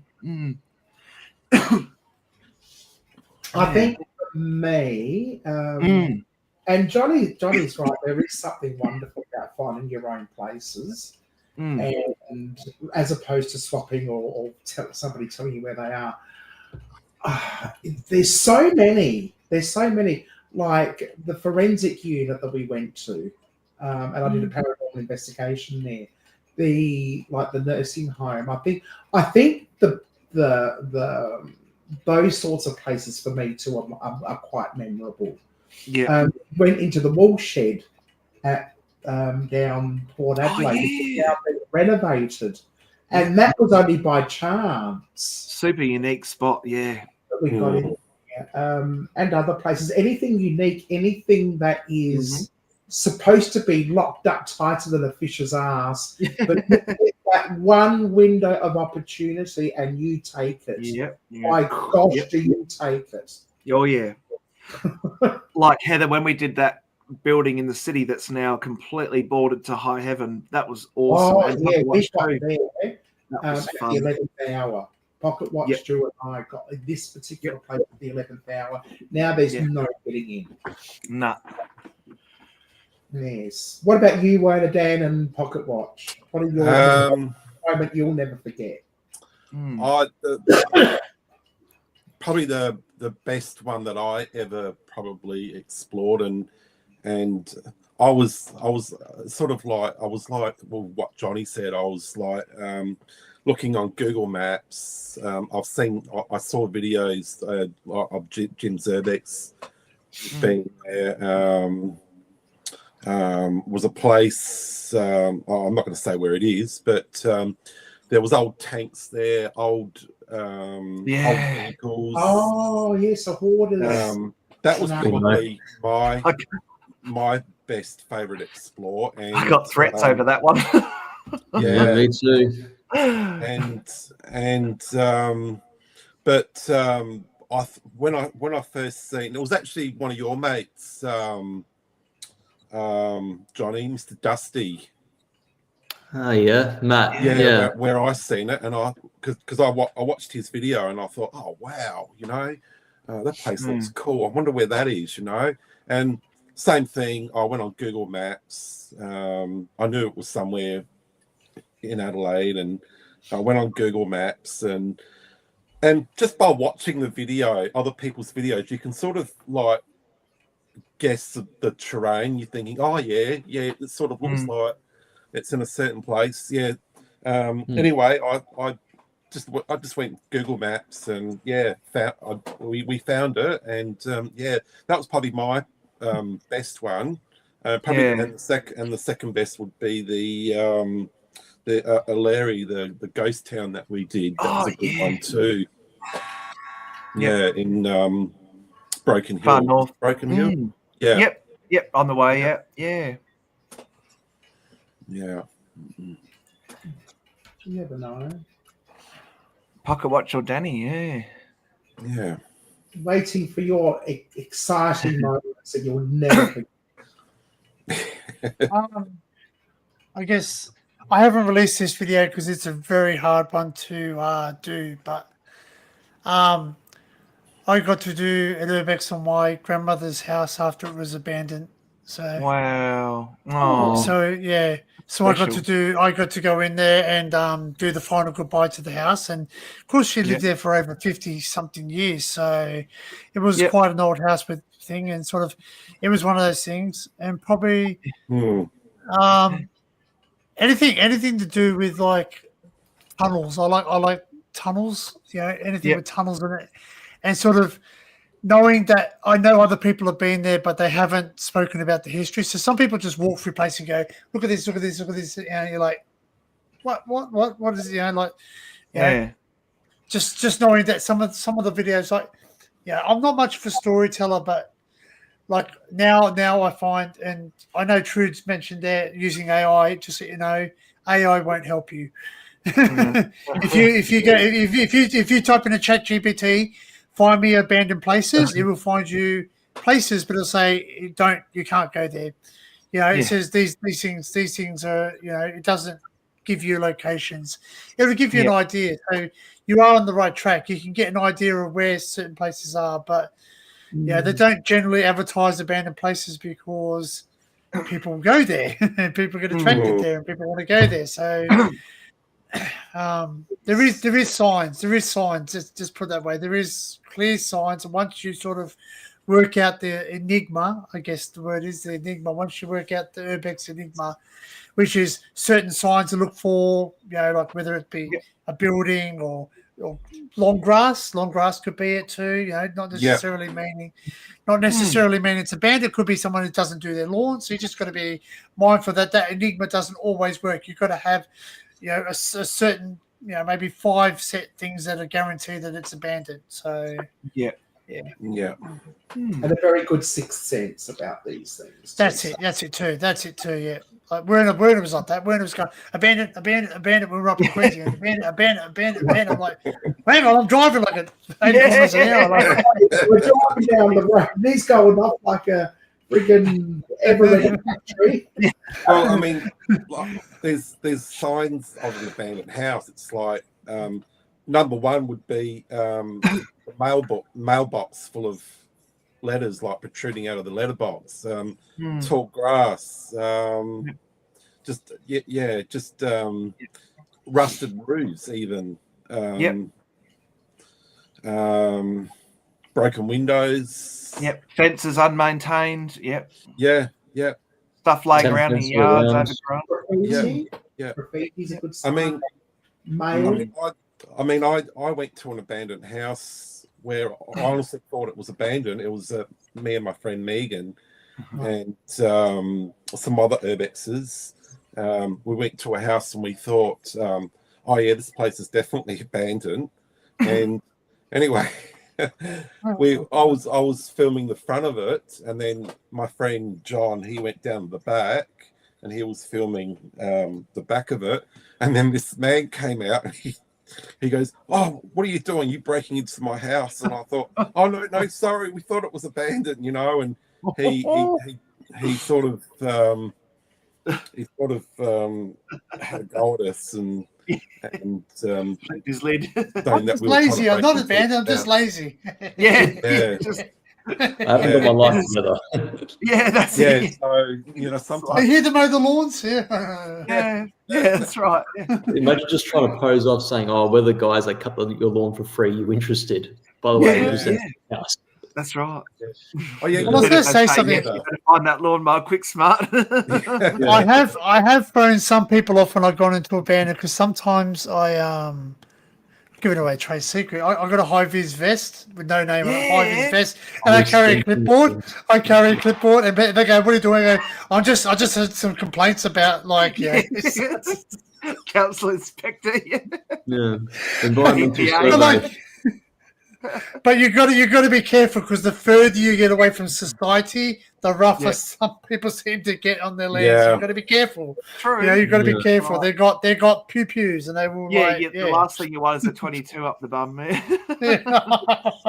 Unless it's inches. Yeah. Oh bloody hell! Oh, Bloody hell! Jeez. Sorry. I'm just going to say I would not be able to walk after that one. I can tell you that much. Oh, yeah. Jeez, that just dropped the bloody thing there. That was good. Bloody dropped the mic there, Heather. Stream over. Boom. pull the trigger on that one. Who's feeling triggered or what's the other word I'm thinking of? His Bigfoot. Oh, called out. Tony, Anybody feeling called out? Well, I sort of feel inadequate. Yeah, when you're sitting there saying 22 inches, I feel very inadequate. Just saying. I know I It's have been no. sidelined there, haven't we? That's blue whale territory, isn't it? Yeah. It's, the difference, but yeah, sure. Who's counting, right? so taking a step back to answering the final question there, my most the one I remember the most are the ones that are the most historically significant. Yep. So when we did the explore of the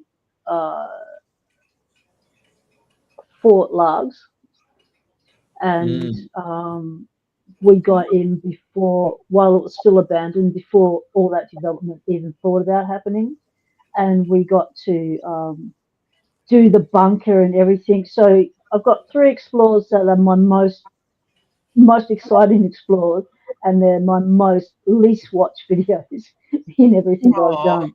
So the things I'm most excited about, obviously the audience isn't as much excited about. So I did a bucket list explore, was that one Drew mentioned, the one we did in the city and with the banks. And That was cool.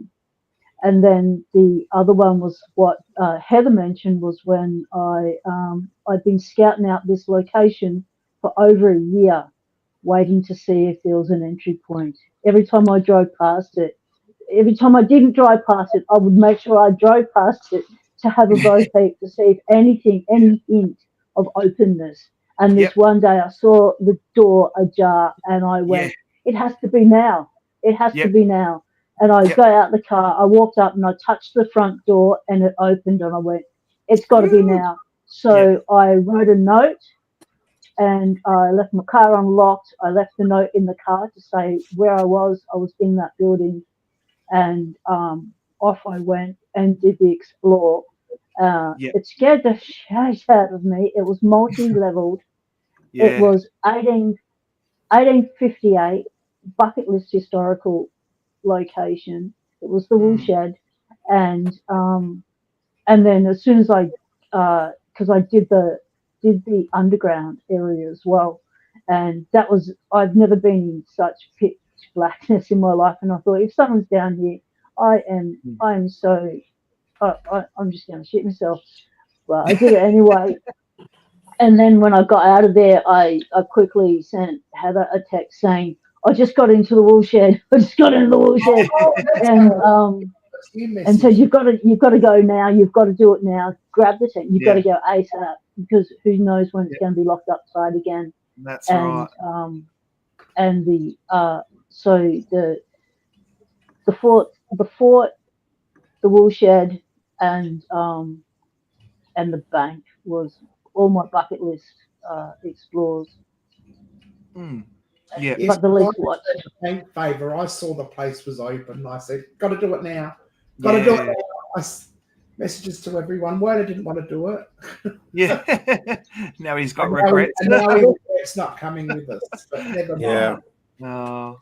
Yes. Any final? Dan, do you have any final thoughts before we wrap this up? I'd like to say thanks so much for having me. I've really enjoyed this experience, and it's nice meeting all of you face to face. Pocket, one day I may be able to see you face to face. I don't know, and I'm looking forward to the idea of doing this again, and hopefully 100%. collabing with all of you at one point. From this live stream, I have gained 4 subscribers at the moment, and I want to say to the 4 of you who have signed on, welcome to the channel. I am making a new season of filming around Adelaide again, so please stay tuned for that, and hopefully the trailer will come out by the end of the year. But I'm looking forward to working with all of you in the future. Yeah. Awesome. Man. Anyone else have final thoughts, final comments? I want to agree. So. No, I reckon if you want to get into Urbex, folks, just get out there, be safe, get your tools, Take the risk research. and do it. Yeah. Yep, take your drinks and your food and your snacks and a few basics and give it a shot, because you never know what you might discover and be able to document for history for present and future generations. Yeah, well said, Boo. Thanks. I'd also like to thank the panel guests, and like to meet you and panel participants. I've gained, I think, 1 subscriber. That's not bad. That's good for me. I'm almost 2,000, so. You got a fan, Johnny. I reckon your next thing go shirtless. And like just remember, like, you don't. The best equipment you have is your eyes, and even a mobile phone. If you can record it just with a mobile phone, I think bad good footage. Sorry, bad footage, but good context is always great. I can watch someone record it on the phone if it's really interesting. It sounds weird. As much as it jumps around, I'm happy to watch that. Right. And don't worry about having all the best equipment, because because you look like a pro doesn't mean you are a pro sometimes, if that makes sense. Like, sort of, you can have the best camera in the world, but if you're just sort of like, being a storyteller, isn't it, really, Dan? Correct. That's right. You gotta learn, and I guess, like, history is something that's disappearing. That's something we have to realize. You know, yesterday's history, tomorrow's a mystery, and today's the present. So go out today and look at what you can look at today, because tomorrow's not always guaranteed. That's something I guess you can take away. Yeah. Exactly. Yeah. Were there final thoughts? No. Okay. He'll think about it later on. He's the godfather, so he's sitting there taking it all in. What about you? Yeah, Tom? yeah. Any final thoughts? That's it. Actually, I actually bought this the other day, so It's nice. I thought I'd wear it. Yeah. See what it feels It's like. very so- chic. So at least you're wearing it not to a But- funeral. At least, you know, usually people buy a suit and they wear it to a funeral. So you're wearing it somewhere special. So that's good. It's not actually a suit. It's like a trench coat. Oh, It really? goes Oh, down- wow. Yeah, it goes right Nice. down to my knees. It's really cool. Nice. Nice and Yeah, warm I just, too. I just Too want hot, too warm to wear that up here, though. Yeah. I Yeah, don't know, Danny. Yeah. Oh, I mean, I'll probably wear it. Probably wear it exploring if you want. Yeah, I will. that's I will true. definitely wear There's it. something about dressing right for the occasion with exploring that gives you that little bit of an edge. Yeah. Exploring just gives that bit of aura. Yeah, whether you're dressed warm enough, True. I've got the right gear. It's that one little tiny bit that makes you feel a bit better, more confident. Exactly. Yeah. Saying that though, like I wear really yucky clothes because I'm getting dirty sometimes, and then I realise I put the camera on myself and I went, but I've got to sort of look nice as well, so sort of wear the best bad clothes if that makes sense. Yeah. Yeah. Pretty You too. gotta look good for something that's not getting dirty. And, yeah, I mean, you got to remember you're on the internet, so like you got to, and that's for life as well. I mean, you know, And you yeah, need People to, judge like crazy, yeah. Yeah. Oh, definitely. Well, that was like the other night, Dan. We were out filming. Oh, well, I did the live streaming that from Adelaide, but I wanted to do a short. But I was actually just wearing my hoodie. It was a purple, just wearing Yeah, around. It was cold. I just wanted to be warm, and I took that off and wore just what I had, which was a thin blouse because it looked nice underneath to film myself doing this short. And I tell you what, it was bloody freezing. Yeah.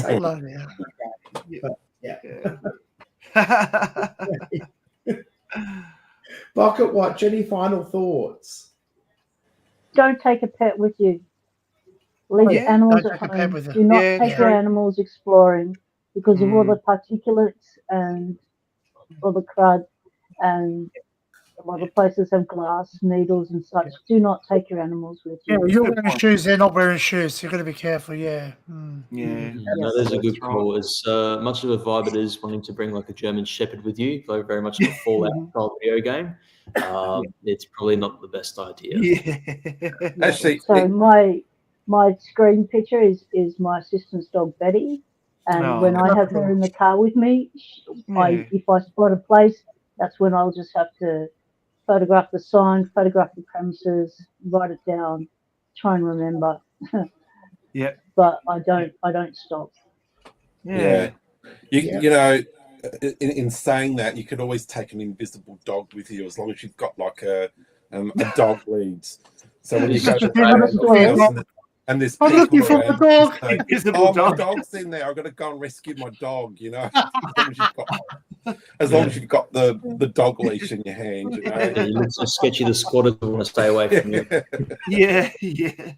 And just let you know that most security guards and police sometimes use animals too, so they're not very friendly.